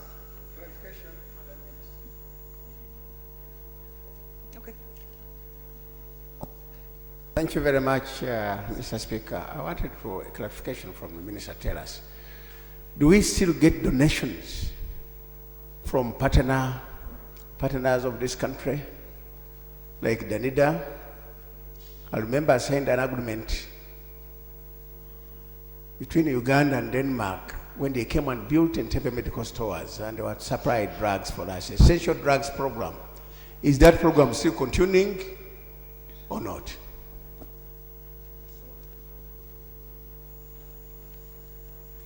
Right Honorable Speaker, we do get support from our partners. That is a fact. But you know that the areas of support are restricted.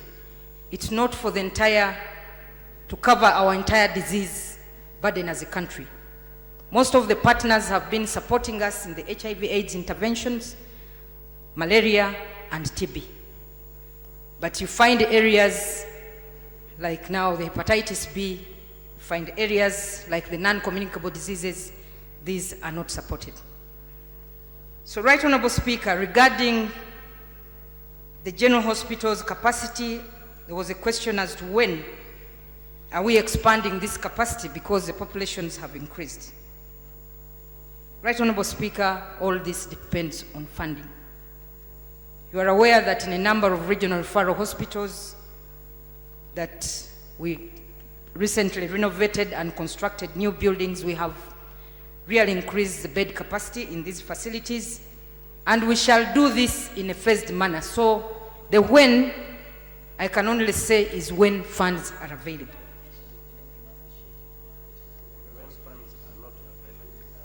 Right Honorable Speaker, allow me to proceed.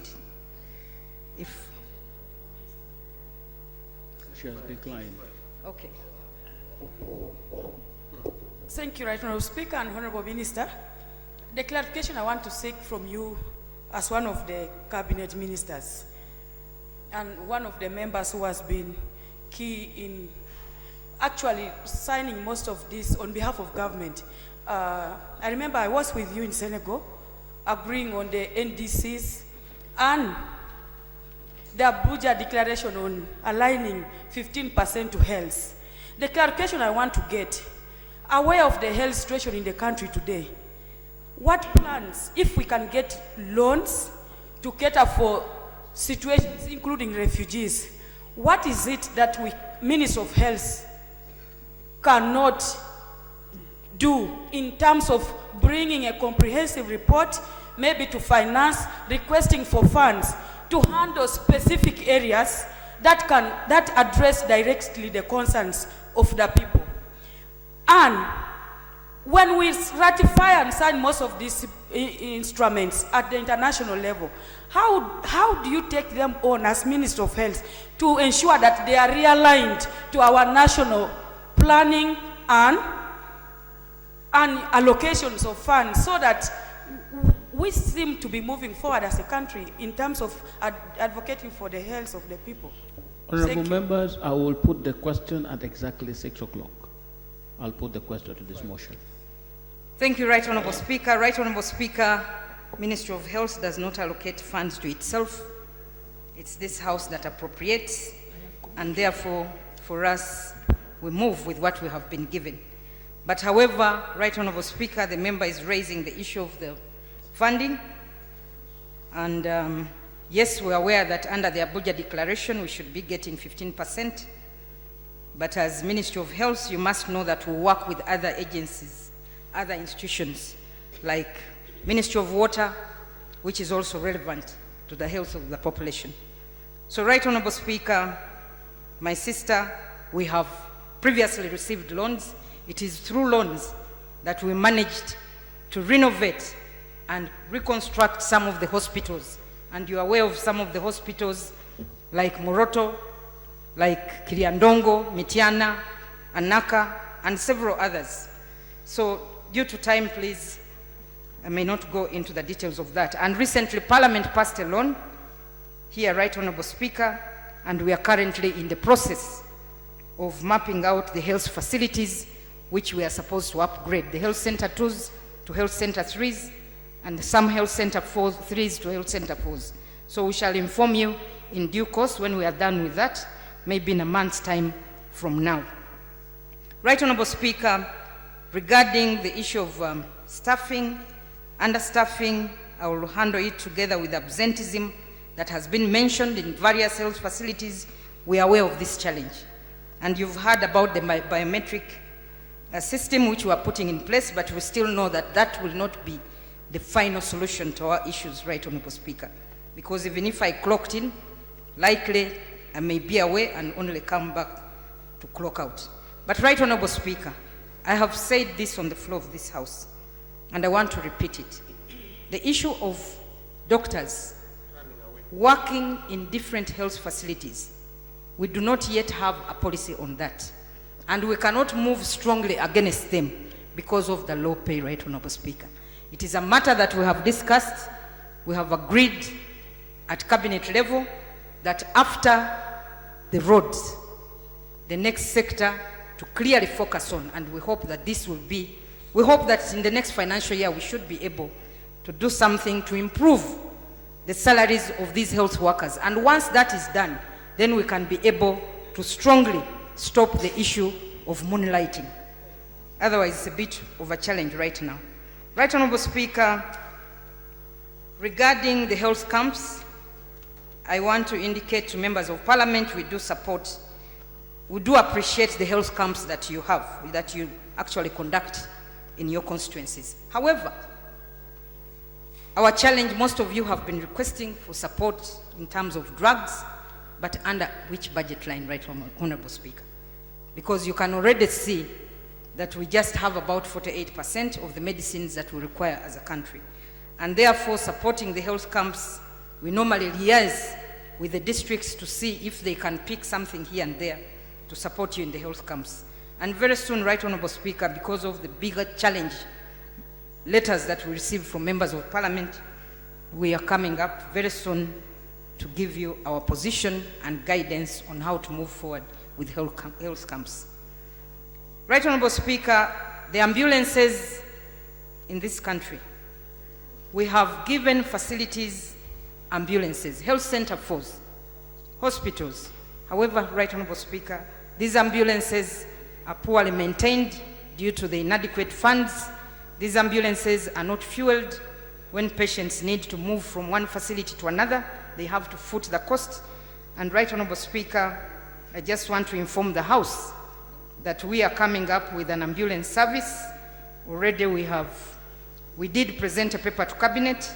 We were asked not to come up with an authority, but first have a small team within the Ministry of Health, and recruitment has been done. We now have a commissioner in charge of ambulances, and we shall soon also come to this House with a new policy on ambulances so that we can have a standalone ambulance service away from the health facilities, because they are also mismanaged by the in charge of these facilities. They don't have transport, so they use this as their transport.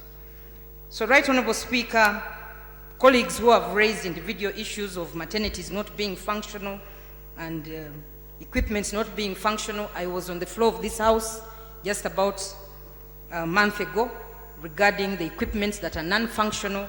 And Right Honorable Speaker, one of the biggest challenge is that we do not have, in some instances, staff to operate this equipment. Secondly, in some instances, Right Honorable Speaker, the equipment were procured and placed in facilities where they are not supposed to be. So I did report here that we are going to move through. We've already got a report from our teams that were sent to the field to have some of this equipment that were placed in health facilities without the requisite staff there moved to other facilities so that they can be utilized. Right Honorable Speaker, I think on the issue of referrals raised by Honorable Caps Fungaro, I just want to indicate that we have a referral system in this country. However, the challenge is enforcement. People move from their villages straight to a health center for as long as the service there is good. People move from their villages without going to health center 3 straight to the hospitals. We are going to start, Right Honorable Speaker, once Mulago Specialist Hospital is fully functional. Start with that so that nobody moves to that facility without a referral from the lower health facility. And we've let this happen, Right Honorable Speaker, because of challenges in staffing at lower health facilities. So we've not really come in to strongly object to this. So Right Honorable Speaker, in a nutshell, the issue of Kirudu, Kawempe, Naguru is being discussed at cabinet level. These were originally health center fours, but now they have been elevated with this loan that we received from the African Development Bank to referral hospitals. And we are due to present a cabinet paper on this, so that cabinet pronounces itself on where these facilities should belong. Because as you all know, teaching hospitals are supposed to have senior consultants, and they may not be really. Placing them under KCCA may not be the right decision. So Right Honorable Speaker, in a nutshell, that's what I can say. We need increased funding to our health facilities in order for us to properly provide services to the Ugandans. Thank you. Honorable members, I put the question to the motion. I put the question that the motion that the report of the sectoral committee on health, on oversight visit to public health facilities in Kampala district and eastern Uganda be adopted. I put the question, will those in favor say aye? To the contrary, no. The ayes have it. Thank you, honorable members. Today we have done well. It's only one item that we have not been able to handle, and that is because it was withdrawn by the minister responsible, that they are not ready. That is item 4.1. This House is now adjourned to tomorrow, 2 o'clock.